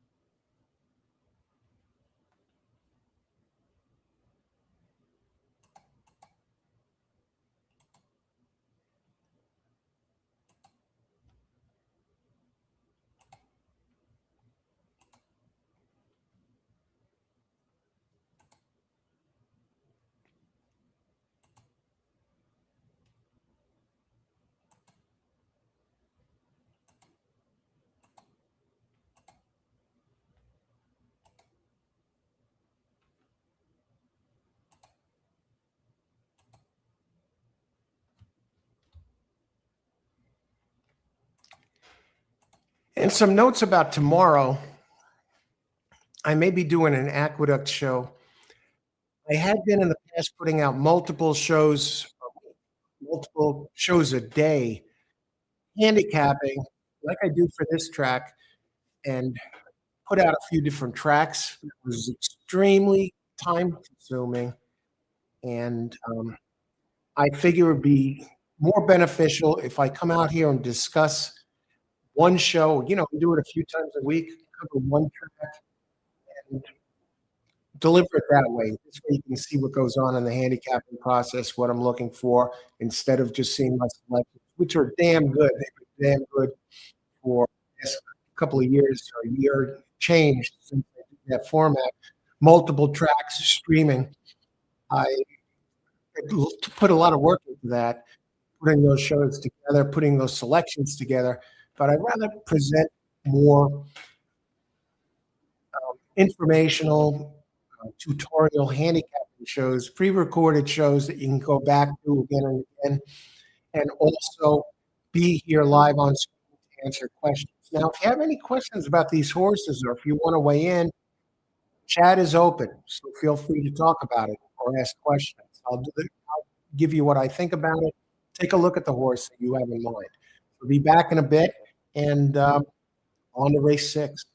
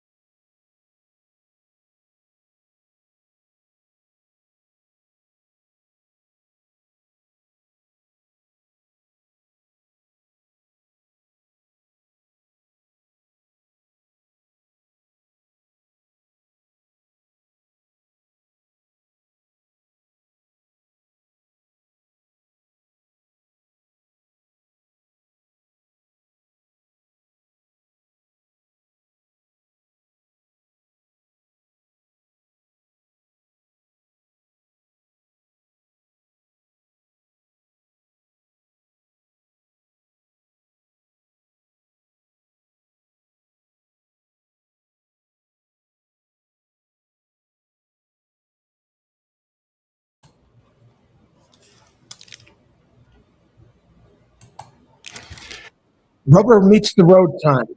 Let's get it done here. You see my selections here? We'll scroll across the bottom. Let's get it together and nail this late pick four. Race, race 6, 2 minutes to post. Now in race 6, this is a very tough race. I believe 3 and 7. I am going to go against the chalks. I believe 1 XY Prime and 5 Digital Ops, who's been running terrible lately, and they might hook up in a speed duel. I'm going to go with the 3 live longer ones in this race, 3, 7, and 8. We're going to lead with those. Race 6, 3, 7, 8 for the late pick 4. Race 7. Yeah. Very tough race. 10 is the one that I see as the one that's very tough to beat. I believe 1 is a good show horse, can win, but I am going to go 10-2 in the second leg. In the third leg, race 8.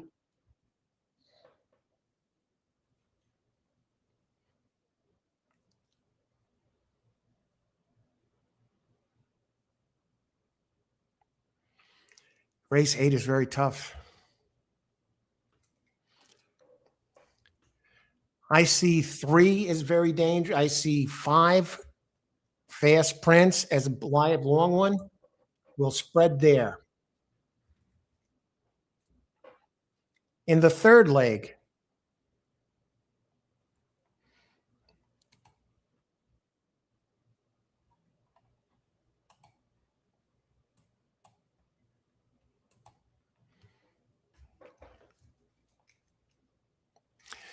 this will pay balloons, but we're going to put the late pick 4 selections out there.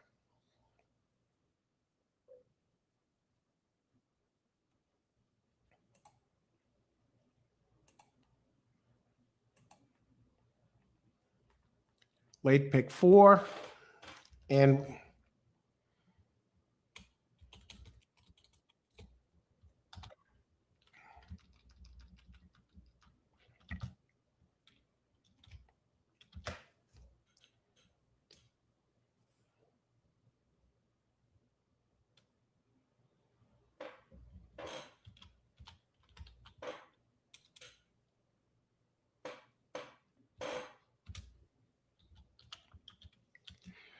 we're going to go thin in the second leg.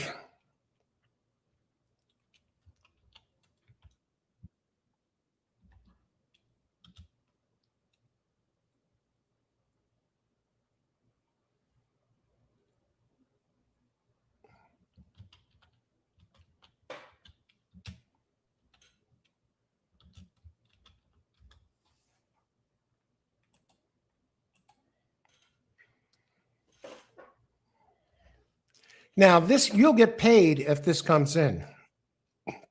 Based on the outcome in the 6th race and the 8th race, you know, they're taking their time getting in. Now, here's the thing, talking about this 6th race. 1 and 5, 5 Digital Ops. You got Safi Joseph Jr. If he wins the race, who knows? Maybe he'll be crying again. Very emotional man, trainer. You remember him with Wida Barrio and Skippy Longstocking in the Pegasus.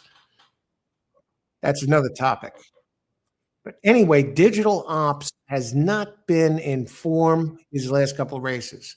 As XY Prime, very good, fast early. I see him in a speed duel with Digital Ops. But by the Thorograph, I'm using Thorograph and the sheets. There are 3 live longer ones that have a shot in this race.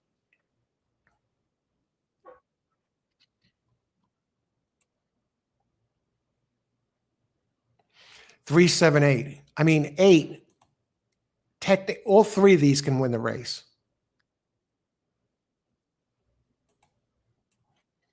You know, I'm using the sheets here today. You can see I'm working off of these, working off the Brisnet. I pay I put more weight in the Thorograph sheets. I mean, they cost 25 bucks a pop. So these are my late pick four selections. So I want to wish everyone the best of luck here. Let's get it done. Hit it off. And what does this all run?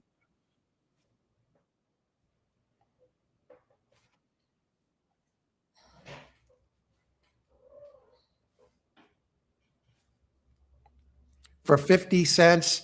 This is 18 bucks. And they're off. Let's see what happens. Let's see if that speed duel develops between 1 and 5, and it does. So I'm looking for 3, 7, or 8 to get it done here. So 1 and 5, one in the better form than the 5. Either one could win. Yeah, I put them a cut above the rest, but I think something might happen here with the others. Here to pick off the late pick four, and you get paid for my selections. I've been playing light all along, so let's go. Let's get it done here. 8 is there. 5 is starting to drop out. 1, the gray. 5 re-engaging.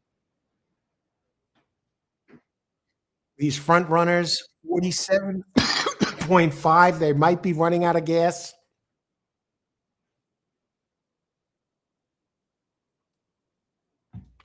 Here comes 7 at 6-1. Engages with the 1. 5 on the outside. You have the 2 on the inside. Come on, 7. Get to that line. Yes, we kick off the late pick 4 with a 6-1 winner. Played against the chalk. Didn't bother with the exactas or tries in this race. I saw 3 live long ones from 2. Hey, I didn't really like the 2, but what do you come out? 5 came in second.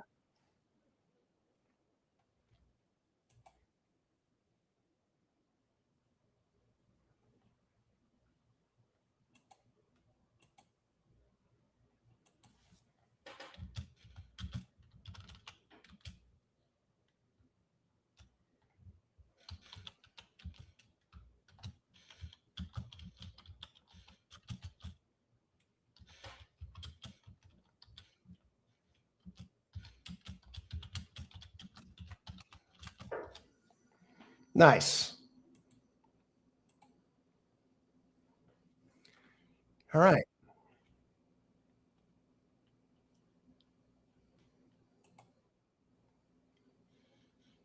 Yeah, 6-1 over an 8-5. 2, the 1 completely faded. See, really tough race. Now, if you look at my notes and how I talked about these here, and my top choice was with the scratch of number 4 was number 3. So you can see my notes here. I got to jot them down. I have my handicapping notes. And of course, I have the data in front of me, but I write it down quick 225, 2026. Race 6, 4, I circled them because he was scratched in race 6. You see the 6? And then I see 3 and 7 were my next 2 choices. I didn't like the 1 and the 5 to win because I thought they were going to hook up in a speed duel, and neither of them really were the fastest horses in the race. I like the 3, 7, and I like 3, 7 best after the 4. And then 1 and 5, I had a dash between them because I figured they're going to hook up, destroy each other, and they virtually did. And 8 was my other one. So I put together to lead off the pick 4 with 3, 7, 8. Okay. So you get the first leg. So let's get the other legs.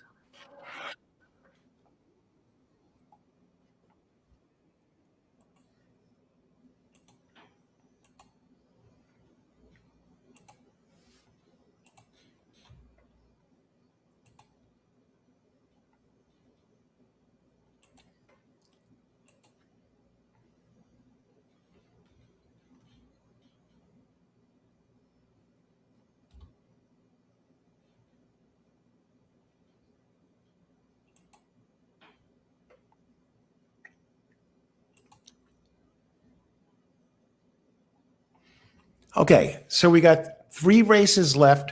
2/3 of the card is done. So we move on to race number 7. Now we go on to the turf, and there is a live long shot for you show players out there. Number 1, who was very dangerous in this race. Let's see what his odds are on the board. Open 20-1, currently 11-1. Still thinking of you.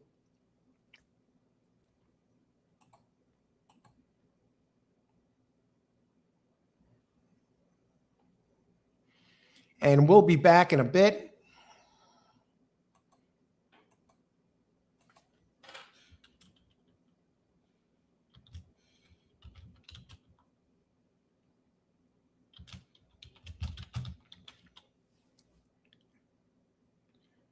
If you enjoy this show and you want to see more like it, hit the like button. Let us know. Give us the feedback's always appreciated. Also, subscribe to the channel. You get notifications in advance of all upcoming shows, so you know what track I'm covering, especially when I'm here like this, doing a live show with open chat. You can talk about it, share your opinion, ask about horses. I'll give you my feedback. I'll talk about how I'm going to use the horses, etc. So keep that in mind. Hit the like and subscribe. Be back and let's get it done here.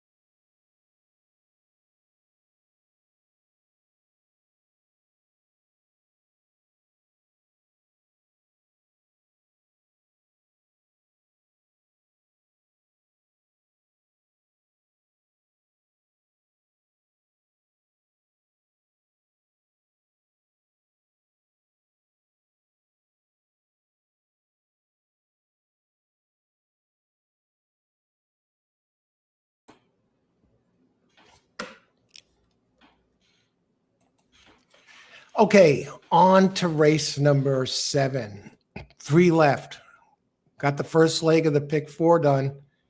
6-1 shot, number 7 wins. Actually, my second choice in that race after the scratch.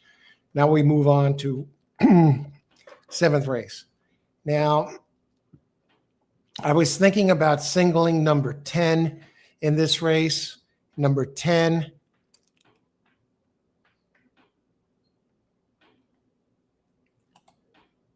Smiling Eli, sitting on the board at 6-5. Mark Casse, one of the kings of turf racing. Is he the poor man's Chad Brown? I don't know, but he wins all over the place and he races. He is the king of turf racing in Canada. But this horse just has the best numbers, best sheet numbers. What I'm looking at here is the early pace on the Thorograph sheets, and 7 is a late scratch here, out of the race. Hadn't been scratched earlier when I made the adjustments after scratches. So that 5 might end up being the lone speed in this race. Let's talk about it.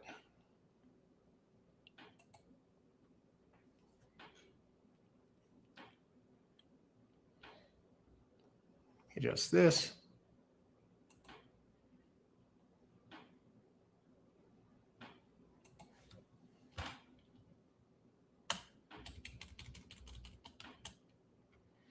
And we'll discuss all of these here. If you have a question about any of these horses, weigh in. Don't be shy.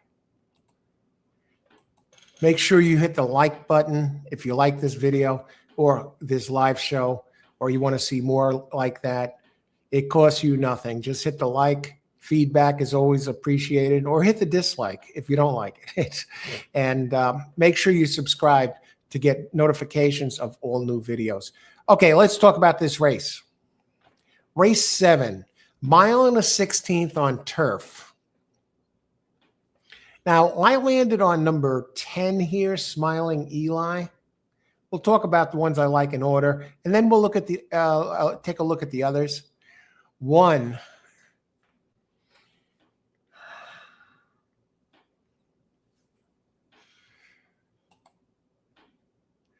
Now you could say I used the 2 in the late pick 10, late pick 4, the 2 because that one has a really good number in the last race, and the lower the number, the faster the race. And I'll bring that to your attention here.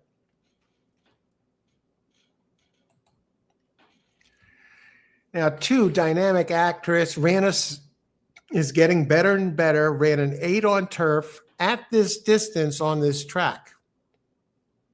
And then jumped to a 6 for John Pimentel.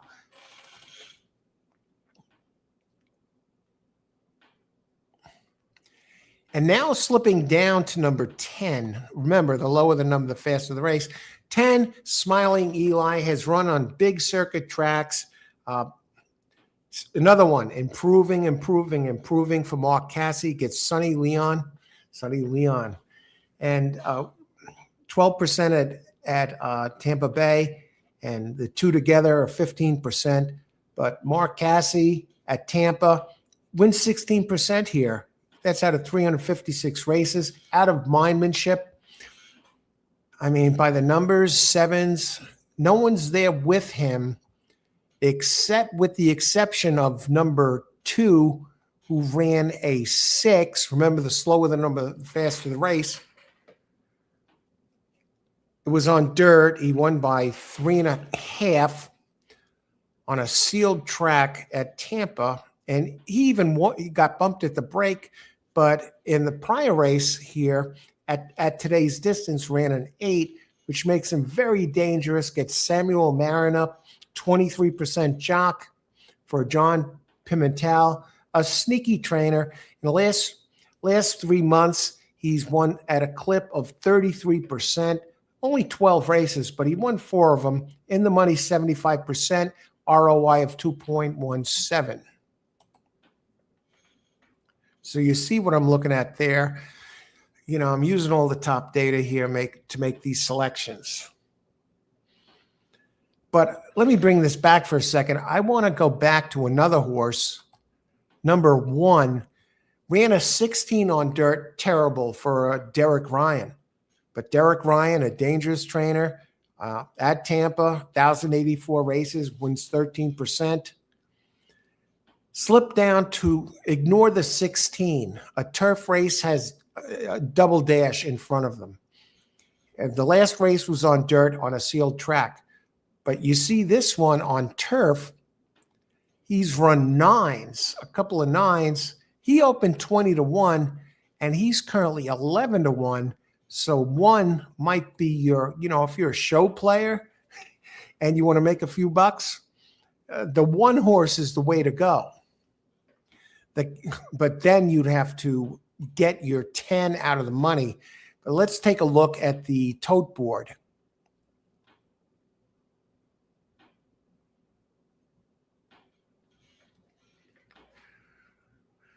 One is taking almost no show money. I mean, 1 is the play to show. If you play that way. Otherwise, you lead with the 10 or 2. Let's take a look at the odds on the 2 right now. I showed you my main 3. 7 was scratched. He's out of there, Ganush. I want to take a look at number 4, Mr. Brightside. He's the one I have with the question mark, and I'll show you that right here. From my notes, race 7,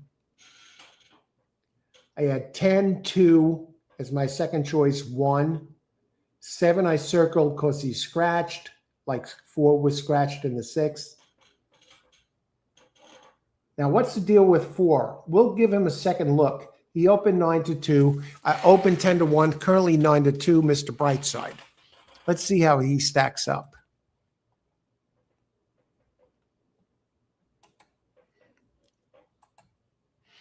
Okay, here's Mr. Brightside. Here's the deal with him. He comes off a 25K claiming race won by 3/4 of a length. This one is shipping in from Santa Anita for Aldana Spieth.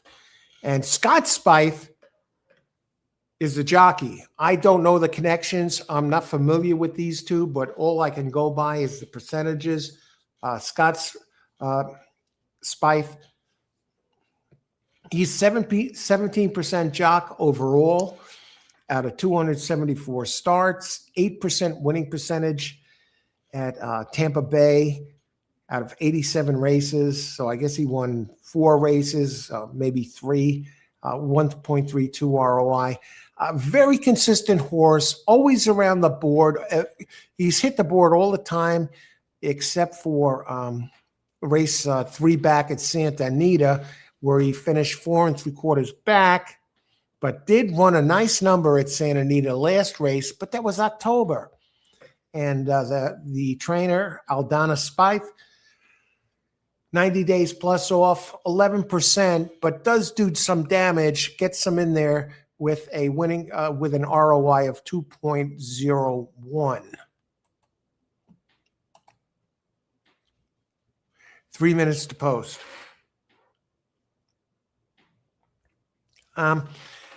Here's what I do.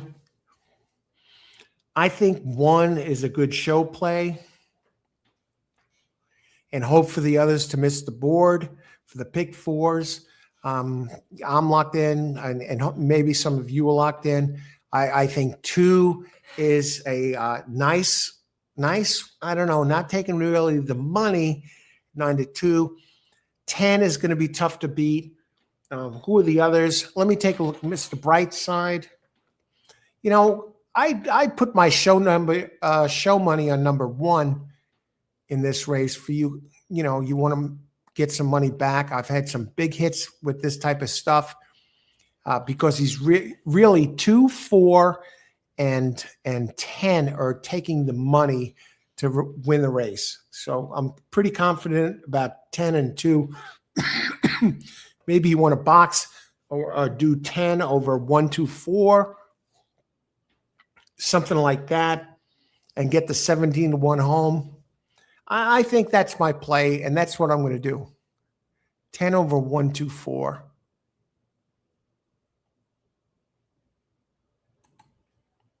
Let me put that in. Trifecta.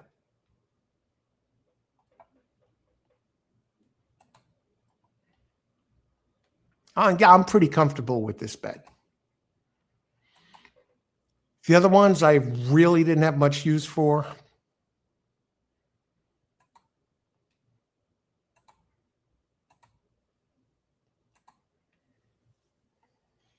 And you could put that in for as little as 50 cents, 10 over 124, 124, and that costs only $3. And it'll pay something if that one gets into second.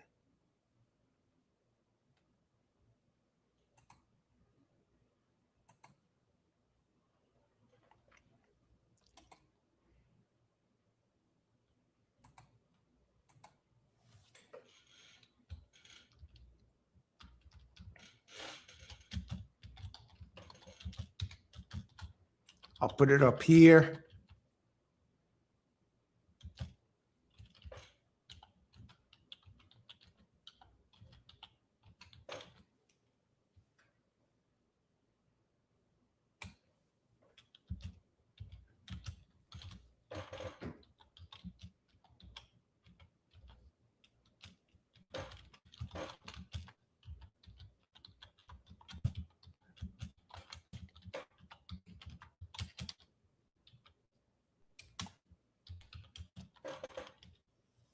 Okay. Okay. This sums it up. 10 over 124, 124. That's my play. Number one is life for the exotic by the numbers on turf. I mean, certainly a show player.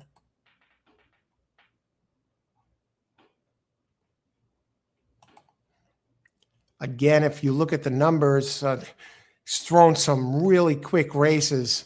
Two of them, 2-3 back on turf that are much faster than they look. And we have a decent percentage trainer in Derek Ryan and a decent jock, 10% jock in Jesus Lopez Castanon. Together with Derek Ryan, there's 17% in 119 races. You know, what's wrong with that? Let's see. They're taking their time. They're heading over to the track. Mr. Brightside, number 4. Yeah, Irish bred. I can't pick them all. I'll take the 1 over the 4. The 4 can certainly sneak in there, and that might be the one that, the fly in the ointment. La Touche, number 6. Let's take a look at number 6, who's taking some money. By the third graph number, this one looks too slow. He's running 13s, 14s, 12s, and he's got the good jock, though, and a high percentage trainer. Together, they're 24%. Jose Gallego. You'd simply be betting the trainer because if you look at, say, number 2 and number 1 and even number 10, even number 4, that's a reach. If 6 gets in there, that's simply a trainer's move, and that can happen. La Touche opened at 6-1, sitting at 6-1. I'm now 21-1 on number 1. I'm almost tempted to unload, and I do this sometimes. Yeah, I'll play some. I'll do $100 show bet and get back sometimes a few hundred when I see it's on an unload play. I'm not in the mood to play that way today, but that would be one I consider. So I'm 10, 124, 124, and 1 is live for a show play. Certainly live for show play. He's going to have to close, but I could certainly see it happening. Otherwise, you see my pick scrolling down below, and 10-2. Those are my top two choices. And they can go either way when you think about it.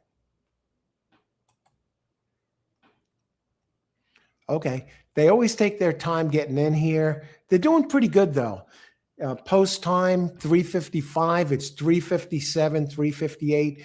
You can always tack a few. You always tack a few minutes onto the post time by the time they actually get in the gate. So Tampa Bay Downs is doing much better with getting the horses ready and staying on schedule than I recall them being in the past.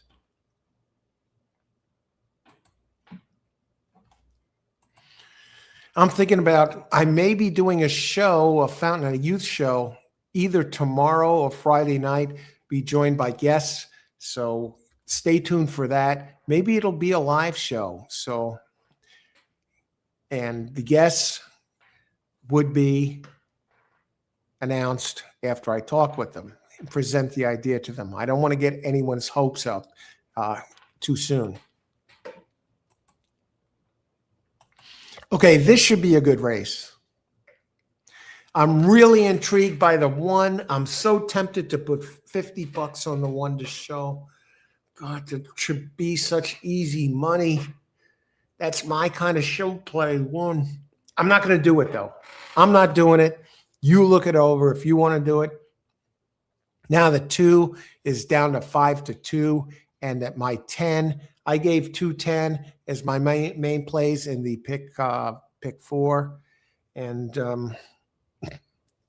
we got the first leg home with a 6-1 shot with Zatara, with Sammy Camacho, opened 8-1, 6-1. John Arnett, the trainer. So they're getting in. This should be a great race. You know, you see my play here.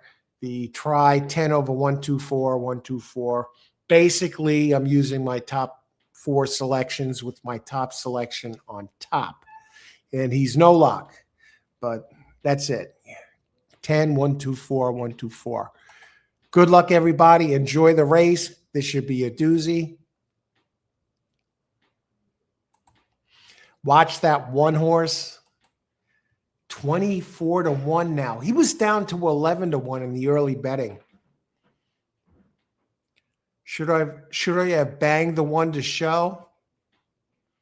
Maybe. Certainly will be there. Good luck, everyone. Enjoy the race. May the best horse win.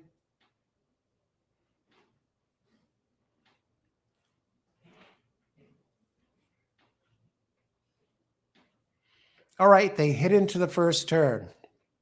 Clubhouse turn. With the rabbit, I don't know if they intended him to be a rabbit. 40-1 shot, number 5. Will that destroy the 2? 1 is right there at 21-1 in 4th place. That would have been my slam show horse. And I talked about it here. So let's see what happens. 10 starting to move at 9-5. Still back a bit.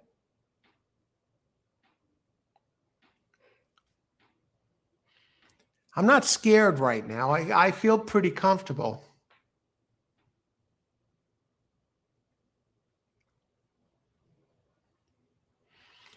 You know, if that 3 beats me or if that 9 beats me, you know, so be it. Here goes 2, re-engaging. Here comes the 1, the big show horse. Come on, man. Oh, God, here comes 3. No, 10 is flying. This is a rough way to go down. Come on, 1, get show. No, he didn't. He got 4th. Who the hell was the 3? Bonita Breeze, 26-1. You can't. Oh, let me look at Bonita Breeze. Holy crap.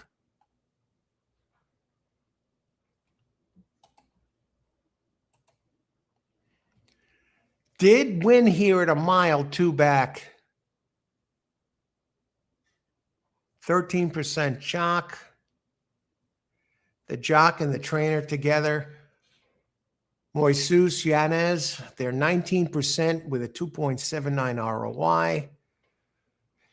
The 9 in that 2 races back, and even the 10s make that live. No, I don't want to get beat by a horse that way. What happened to number 10 in this race? That's a 10-2. He finished second. 3-10-2. Now I had my play was 10 over 1, 2. I didn't have the 9. I didn't have the 8. You know, nothing I could do about this.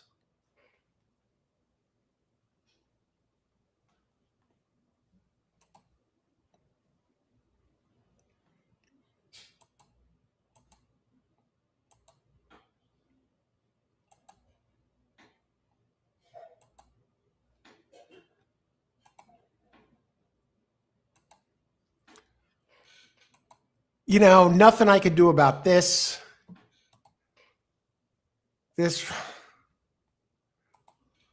Nothing, nothing I could do about this.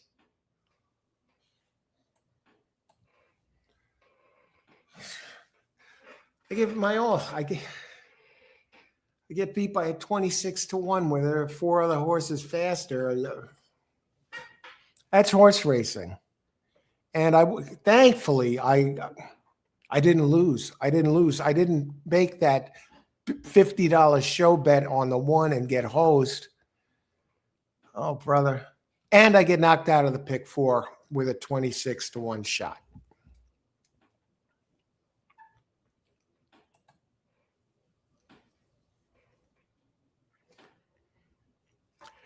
All right, race 7 down. We got 2 to go, and they're 2 very tough races.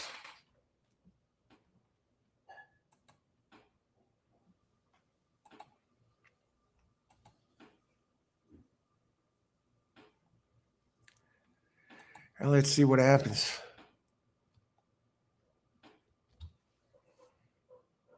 Disappointing, really disappointing. You know, I would have liked to have seen better than that.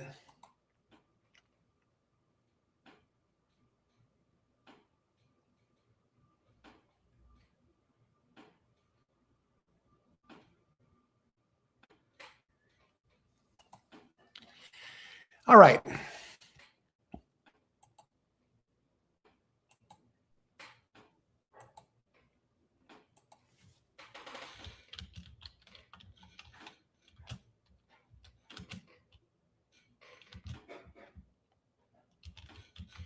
We'll heat up the coffee. It doesn't stay hot forever.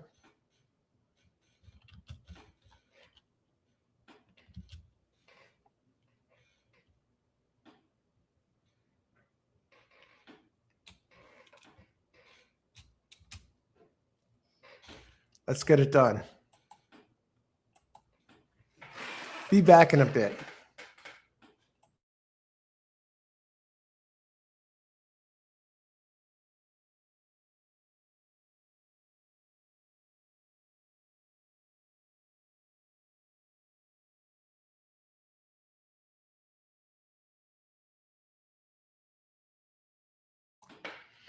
Before I slip away, I do want to say hi to Mike Rob 1. Okay. Raceway Park. Let's take a look at your 3. Now, you're bringing up an excellent point here. Let me see.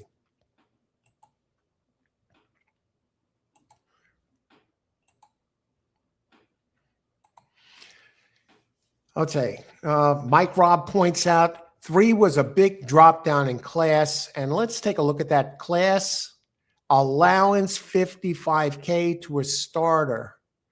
He did win a claiming 25, but yeah, that is a big drop. And thanks for pointing that out, Mike. Be back in just a bit, and we'll get on to the next race.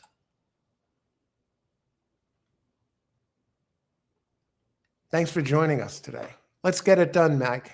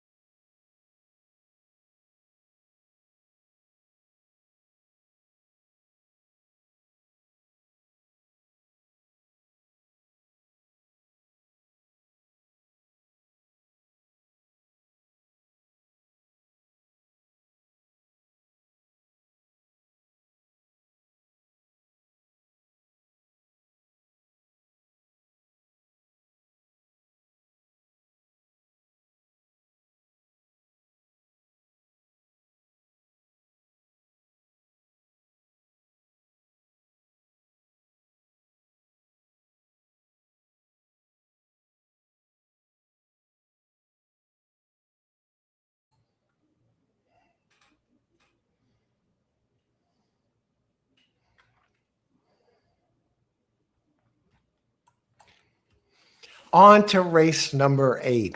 Where does the time go? If you're joining us, welcome to All Horse Racing All the Time. I'm Alan, your host, and those of you who are here, you know the deal. Thanks, everyone, for joining us. On to race 8. We have a big weekend of racing coming up here with a few Derby prep races, one at Oaklawn on Sunday, 2 on Saturday, the Fountain of Youth Stakes over at Gulfstream Park, and the Gotham over at Aqueduct. And Aqueduct in New York, where I am, got hit with the blizzard, got 20 inches of snow, but the recovery from the storm has been tremendous. The roads are good. It's melting a little bit now, even though we got like an inch or so in the morning. Temps are in the 40s. On Saturday, it's supposed to be in the 50s. Andy Serling says the track is in good condition, and they're working out there. They got it in condition. Aqueduct, last year at Aqueduct, they're going to be done there in a few months, four months or so. Moved to Saratoga. Then racing goes to the new Belmont Park.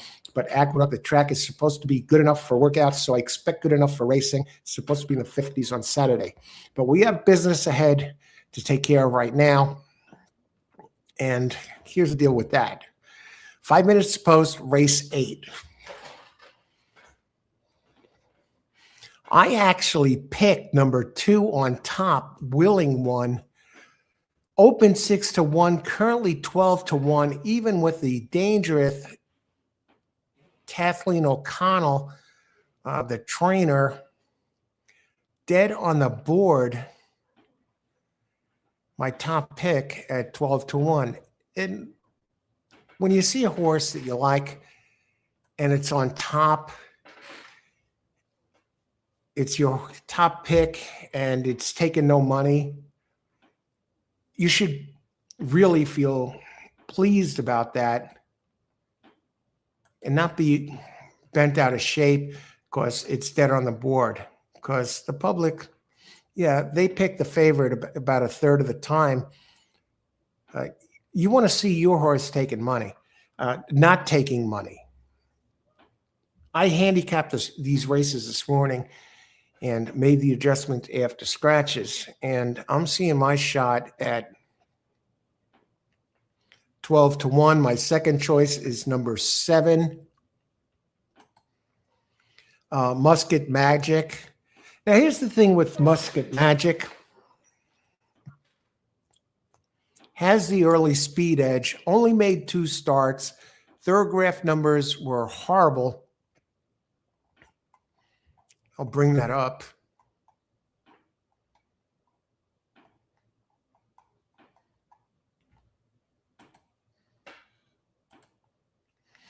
Musket Magic, 27-32. Those are very slow sheet numbers. The lower the number, the faster the race. But I'm going to slip down to my number 2. Now this one, 27-32. This one did run a 19 at Delaware, backed up a couple times, did run at Tampa, finished 18 back, moved forward, stretching out. Now this is a 6.5 furlong race, maiden claim 16K for 3-year-olds. I see a move forward, and that's Kathleen O'Connell.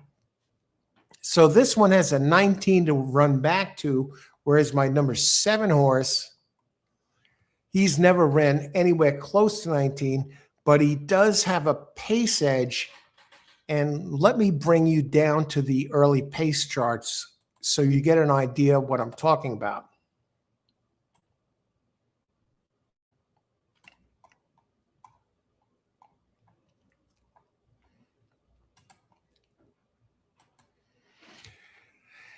Number 8, number 7, Musket Magic. You could see he should be the early leader. We have some unraced horses in this race. This is a very difficult race to handicap. Willing One, Yeah, got the lead last race easy. At a very slow fraction, 25.18, and that includes the run-up time. But 7 should be out there winging it. And 6.5 furlongs, it's not like it's asking this one to run a mile. But the one that really intrigues me is number 5, Fast Prince. You could see him.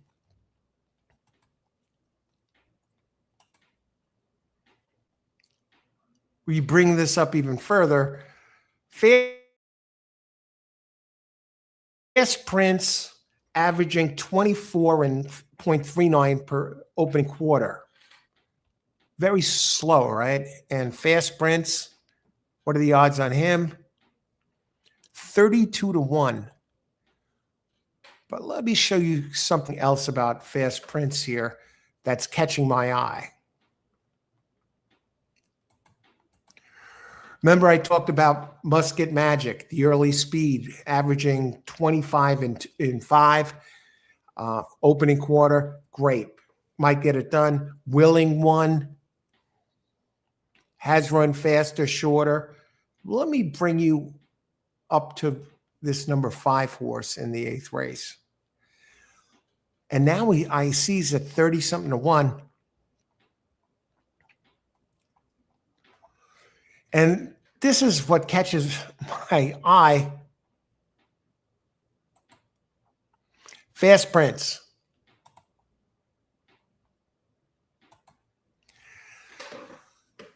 Okay, he has a weird pattern. He's run at Tampa all 4 times. They tried him at turf at a mile. At 7, he ran a 23. At 5.5, he ran a 19. 19 puts him right in the mix. But what I want to bring your attention to is the trainer statistics. Anthony Rini. He's 10% at Tampa Bay. In the money, 41%.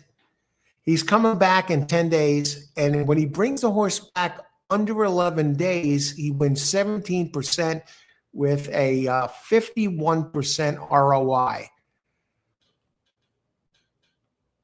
And he's already run a 19. He's run a 23.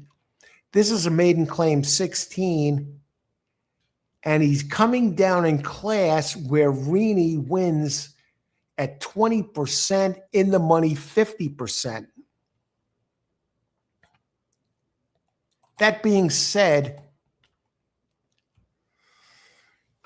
my play here, 2 is 13-1. I don't like that. My play is number 5, Fast Prince, at 35-1. Open 20-1.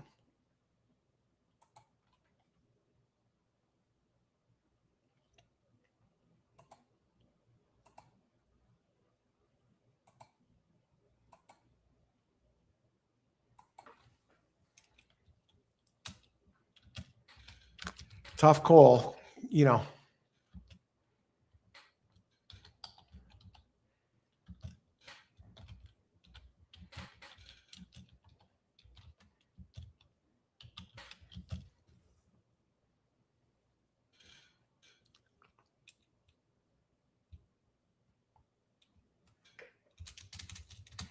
we're going to do the show play here.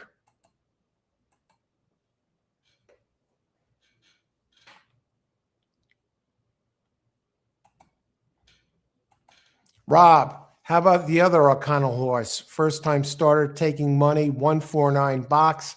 Mike, good luck. Let me take a look. Let's see if I can get that in.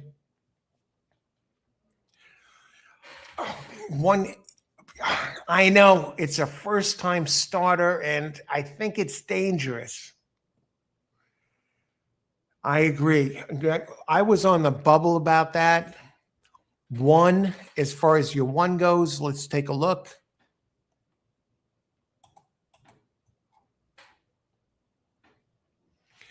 One is dangerous too. I mean, it's moving in the right direction. You have the trainer, Tina Birdwell.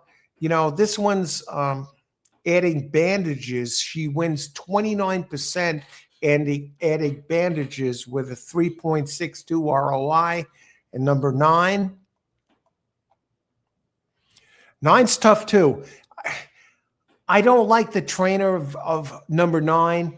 4% winning percentage out of 57 starts. Eduardo Vasquez does gain Sammy Camacho, and this one does have early speed. This is a tough race. Good luck, Mike.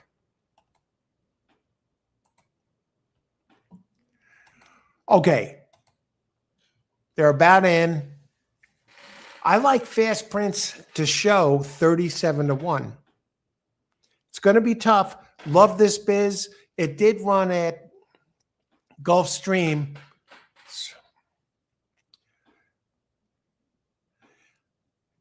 Very tough card today. Good luck, everyone. Enjoy the race. We got a nice field. Beautiful day at Tampa Bay Downs. I am very curious to see how this 2 does. The 4, I certainly thought about it, Mike. I went against a first-time starter. Let's see what happens. I think 7 should be out front and not there. 5, I don't expect out front.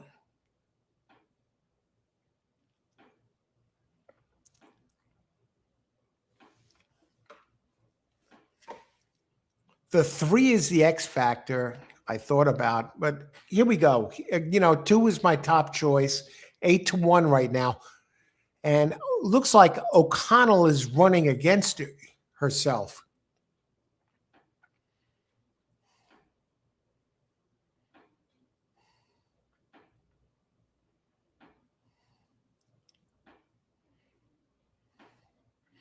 For bragging rights, I'm hoping for the 2 to, turn around, use the rail and the inside position to win.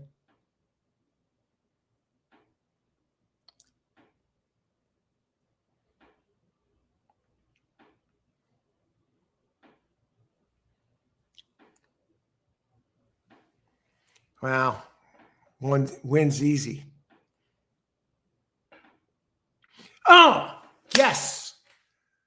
We got the show horse. We got the 39-1 show horse.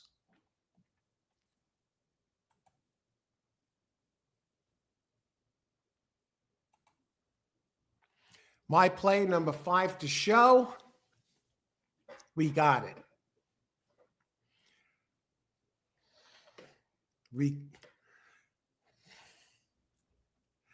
Number 5 gets it. That's all we wanted. We talked about 5.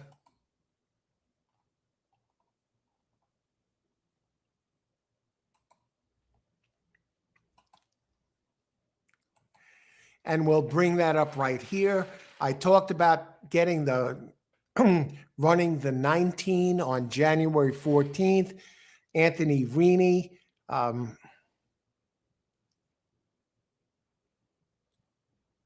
High percentage, but really I was looking at the numbers, and I'm curious what this 5 to show is going to pay at 39-1. So we gave it out right here, Angel Serpa up. And you could see by the third graph pattern, the trainer, I said last race, Rini, under 11 days, he wins 17%, and I'll bring that up on the right.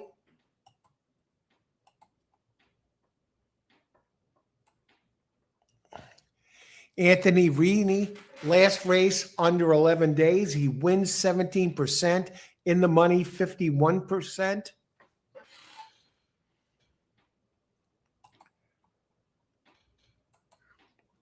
We got it done. I did my job here. I gave out that hit. You're right, Mike, though. That was the 4, Kathleen O'Connell.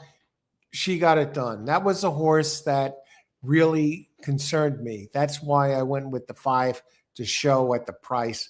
I was, number 5 opened at 20-1, came in third at 39-1.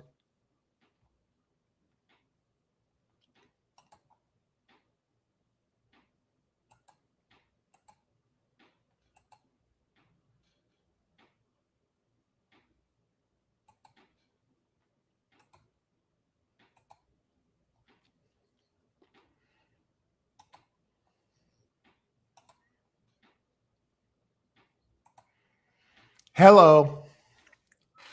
1040 to show on number 5, Fast Prince. That's what I'm talking about. That's why I bring you these shows. I talk about the horses, what's going on, and why I like them, why I don't. I don't just give you blind picks. Gave you a 1040 show horse here, and we got a nice payback on that. So we're having a good day. You know, we're up for the day and up well, not retirement well, but we're winning. We're ahead.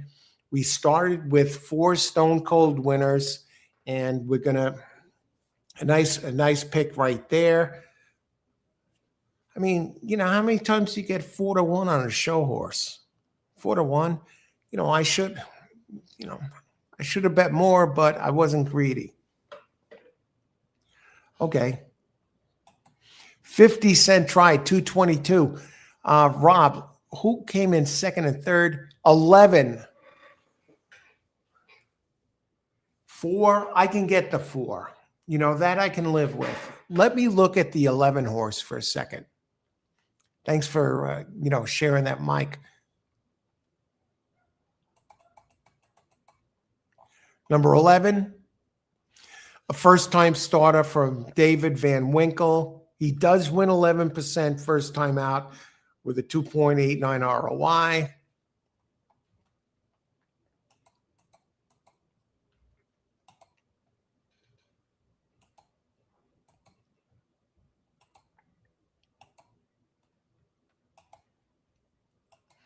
You know, we'll take a look at that. Yeah. And with the jockey, first time out with 3-year-olds and maiden claiming races. Yes, I will. With first time out maiden 3-year-olds, he has a 2.89 ROI. He wins 11% out of 28 tries, but the ROI is impressive. Wesley Ho, he's a 6% jock here in 93 races at Tampa Bay, but overall he's 14%. So, you know, the 11 is the one that concerns me, but we got it done here.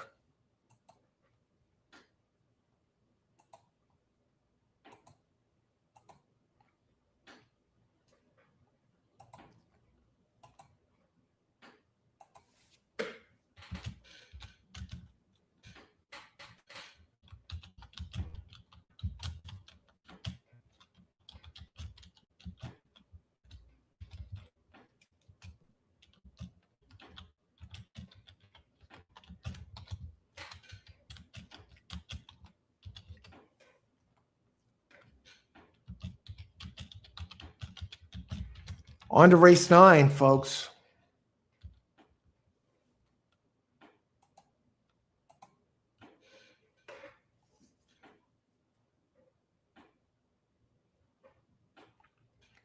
We got this. One more race to go. Hold on. I might have Charlestown picks tonight, so stay tuned for that. Make sure to hit the like and subscribe button, at least the like button.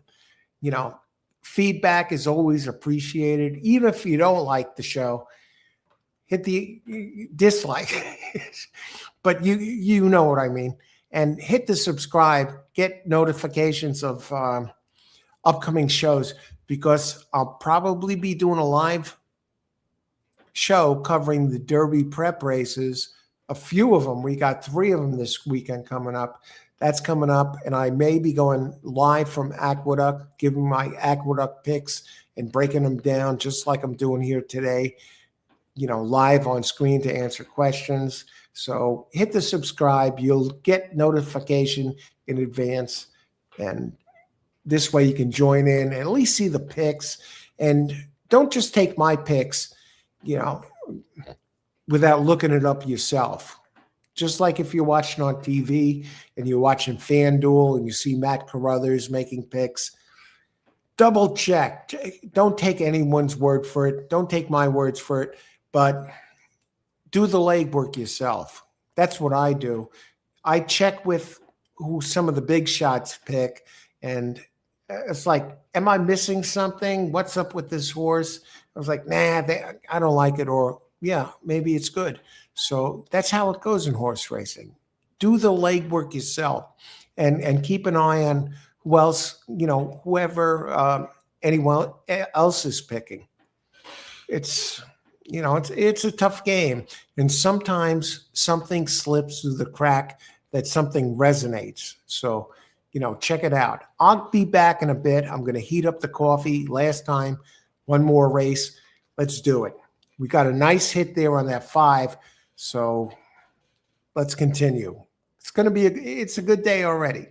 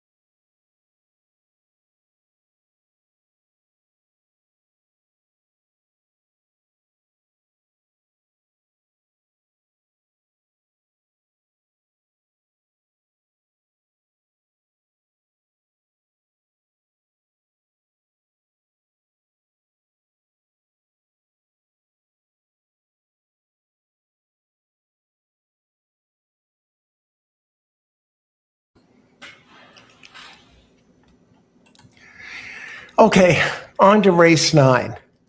Last race out the window, right? We had a nice hit with that show bet at 39 to 1, paid 1060, I believe, and got it done. You know, that's one of my killer plays sometimes. But our work is not done yet. On to race number 9.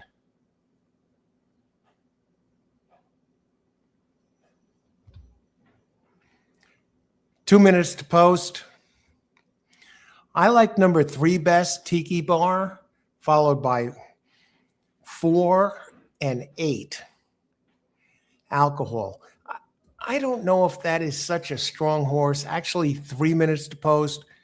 And now this is a turf race, and we're looking at the pace here. Alcohol, that's a big time closer. 9, Mobe Princess.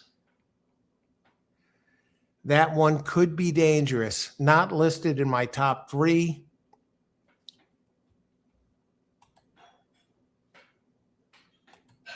You know, we're working off the early pace charts here. Early pace at a mile and the 16th.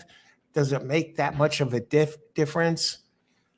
I think it does. And the 11, the other early speed is scratched. I think 9 might try and wing it on the front end. And I'm looking at the odds on 9, Mobe Princess. It's not as fast as the others by the numbers. But let's take a closer look.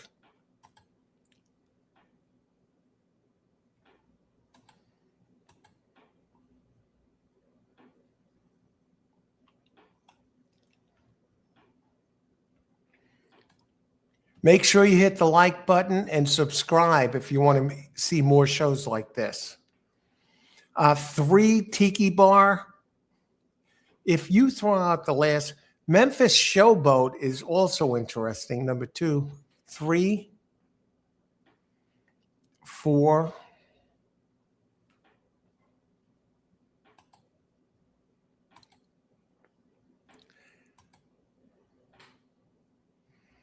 I just want to check 8.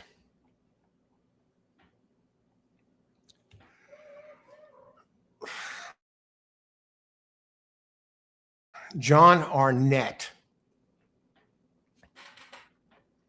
Alcohol.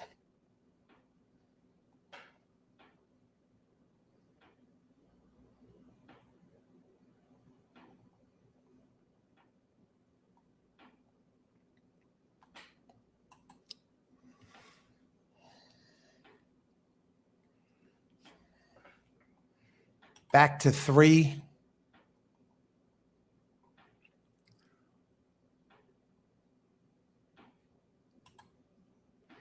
I'm going to follow up. I don't see much happening here. 3, Win Play Show. Check the pace.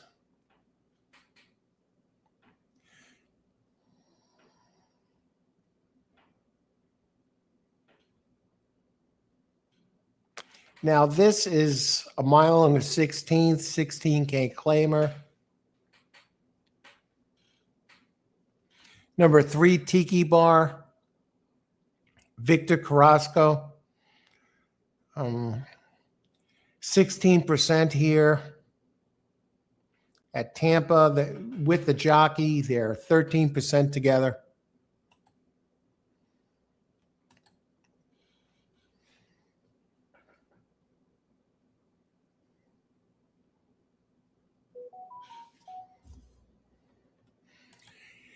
I'll do a small exacta. Here, I'm looking at Memphis Showboat.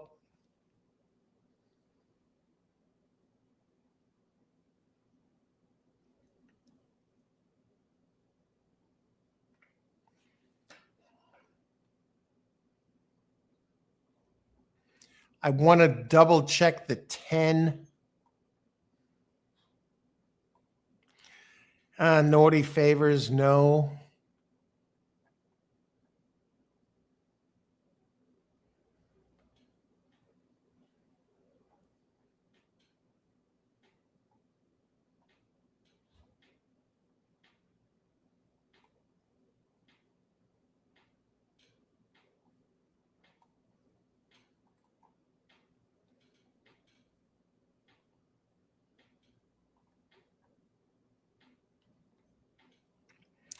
Okay, here's my pick.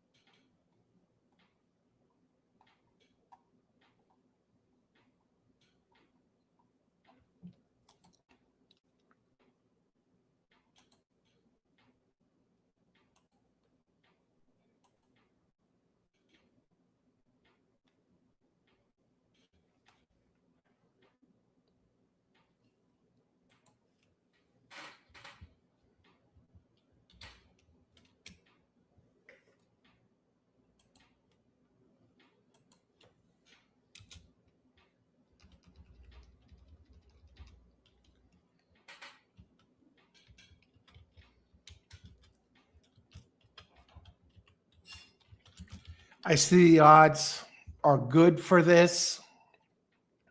It's not that big of a play, but it has a value. I don't do the 4-horse exacta box often.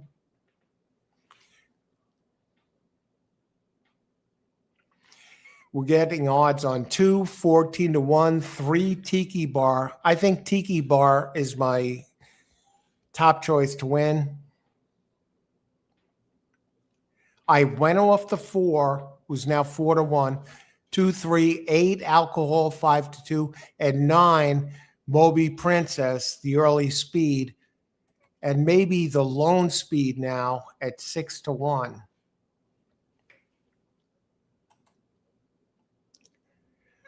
Okay, they're in the gate. Good luck, everybody. Let's get it done. Top pick is a 3, but I added the 2, a bomb that has some back numbers that can win this, and 8, 9. 9, the early speed. In the gate, they're off.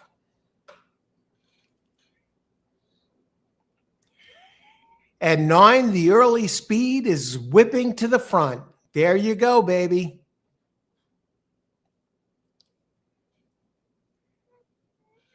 The 1, I didn't expect to be challenging this one, but I believe the 9 will put him away.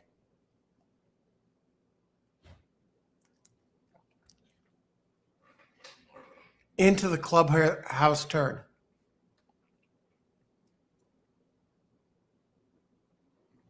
9 bet down to 9 to 2 now. 1 at 21 to 1. I guess this one is a rabbit. The 10, I really didn't say. I double checked them, and my 2 and 8 are coming along, tracking the 10. The question is, will 9 be able to hang on? I think I have to depend on the 2, 3, and 8. Okay, here is 9. Okay, there goes 9. Here comes 2, 8.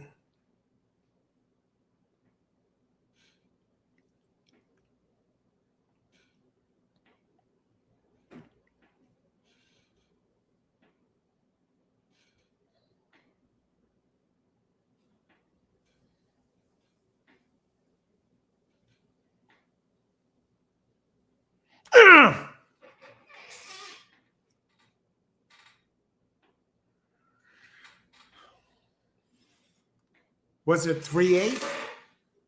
I think we got it, folks. I think we might have it.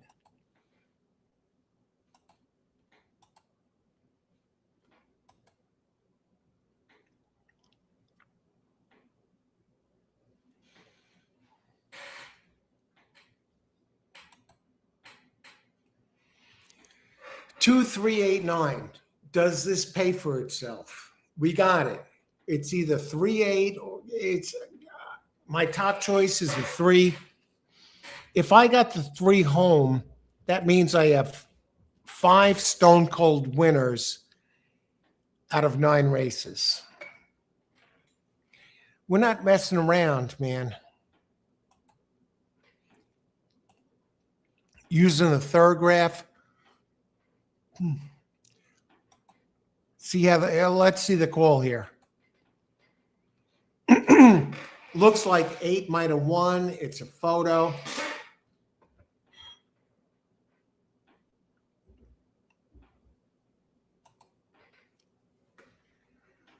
Holy crap. This is a good day. Well, here, let's see what this pays. I hope the call goes to the 3. I mean, 8-3, 3-8. Let me look at the payoffs.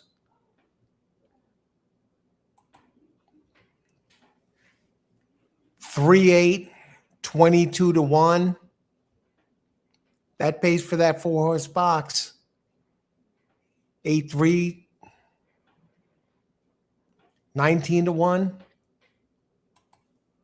You know, not every day is going to be Christmas, but I think we got this. 3-8. There's my 5th Stone Cold winner of the day. Tiki Bar at 9-2. Opened 8-1. My top choice. The 4 who I threw out.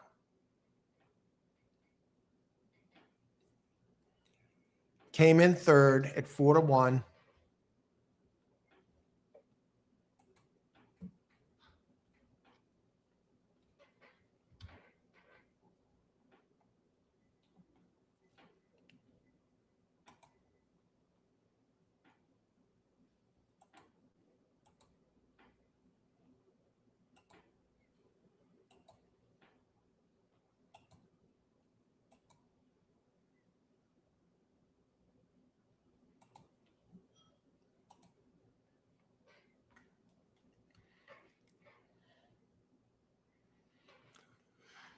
Bang. There.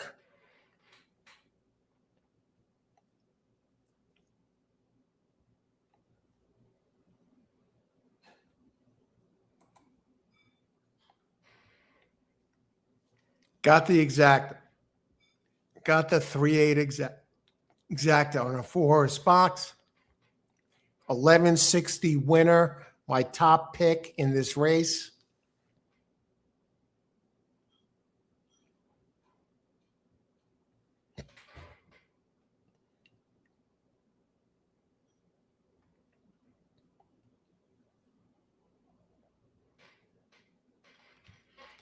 All right, $23.40 for $1. So if you bet my 4 picks, 4 horses, 4-horse box for $12.40, you would have got $23.80, won your money back.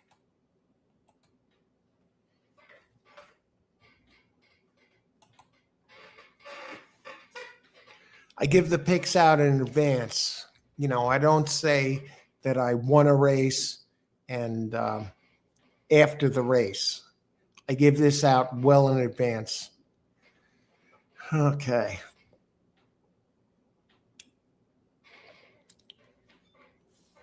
So that wraps it up here at Tampa Bay Downs. Look for my selections, maybe for Aqueduct tomorrow. I may be doing a show covering some of these Kentucky Derby prep races over the next few days. The Gotham, of course, at Aqueduct and the Fountain of Youth at Gulfstream Park. The big one over at Oaklawn. I think Litmus Test might be running there, Bob Baffert.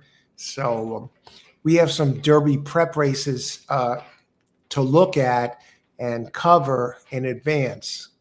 Not just the day, but a couple of days before the races. And I might have guests joining me. So hit the like button. Feedback is appreciated. If you like this, you want to see more shows like this, hit the subscribe. This way you get notification in advance when I do these live shows with the selections, with the handicapping, talking about the races, using the data, top data, Brisnet, Thorograph, handicapping tips, and also you can weigh in and ask questions. You know, I'll answer questions about the horses. So it's been a great day of racing. came out ahead for the day with the picks, 5 stone cold winners, a big 39-1 show horse I gave out and played. So, and these exactas end the day on a high note with this exacta, even though it was a 4-horse exacta box. You don't want to be boxing 4 horses, but I saw there was some live ones in there, and I checked the payouts, the exacta payouts, and I saw I was going to come out ahead no matter how I played this.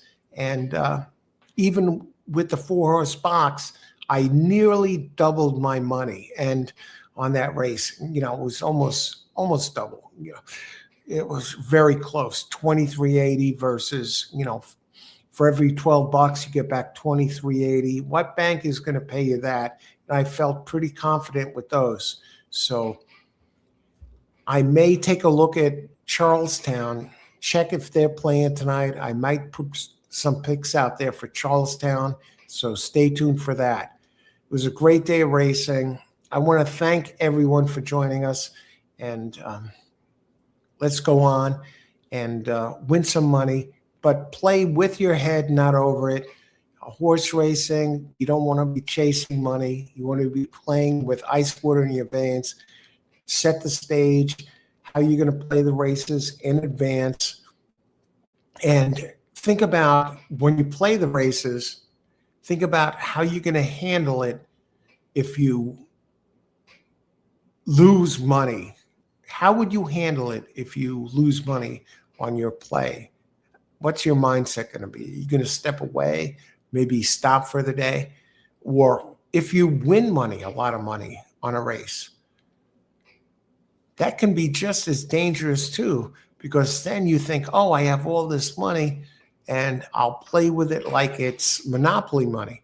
So, and throw it away and suddenly start losing. And I've been there. I've done that. I've been up like, I remember one day at Santa Anita during the Breeders' Cup, I turned around. I think it was the 2012 Breeders' Cup, and suddenly my account went from, I started with 100, I was up to like 1,100 by the end of the Breeders' Cup. And I stopped after the day, and I left the money in the account. Big mistake, right? And I started playing in the following days and lost that money. And I got chiseled down to about 700 or something. So from the 1,100 down to 400.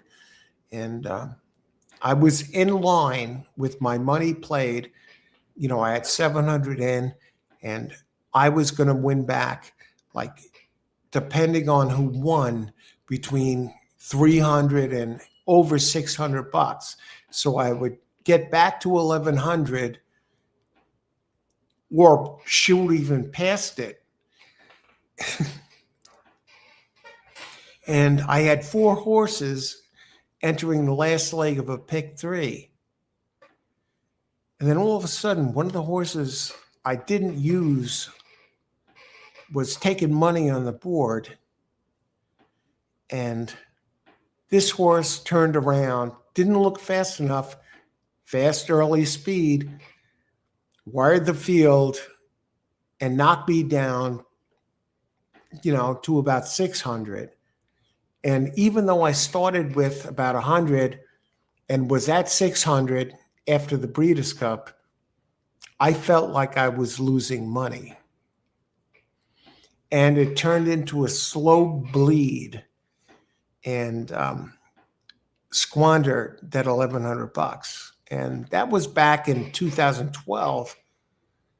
But my mindset was that I wanted to get back to that 1,100, and I thought I had it made. And it didn't happen with that upset in the race where I had 4 horses to complete the pick 3. And you don't want to go there. That's 14 years ago. Well, maybe 13 and a half years ago. So keep that in mind. Don't get too high after a win, too low after a loss. play, think rationally. It's real money. It's not monopoly money. Thanks for watching, everyone. May the horse be with you.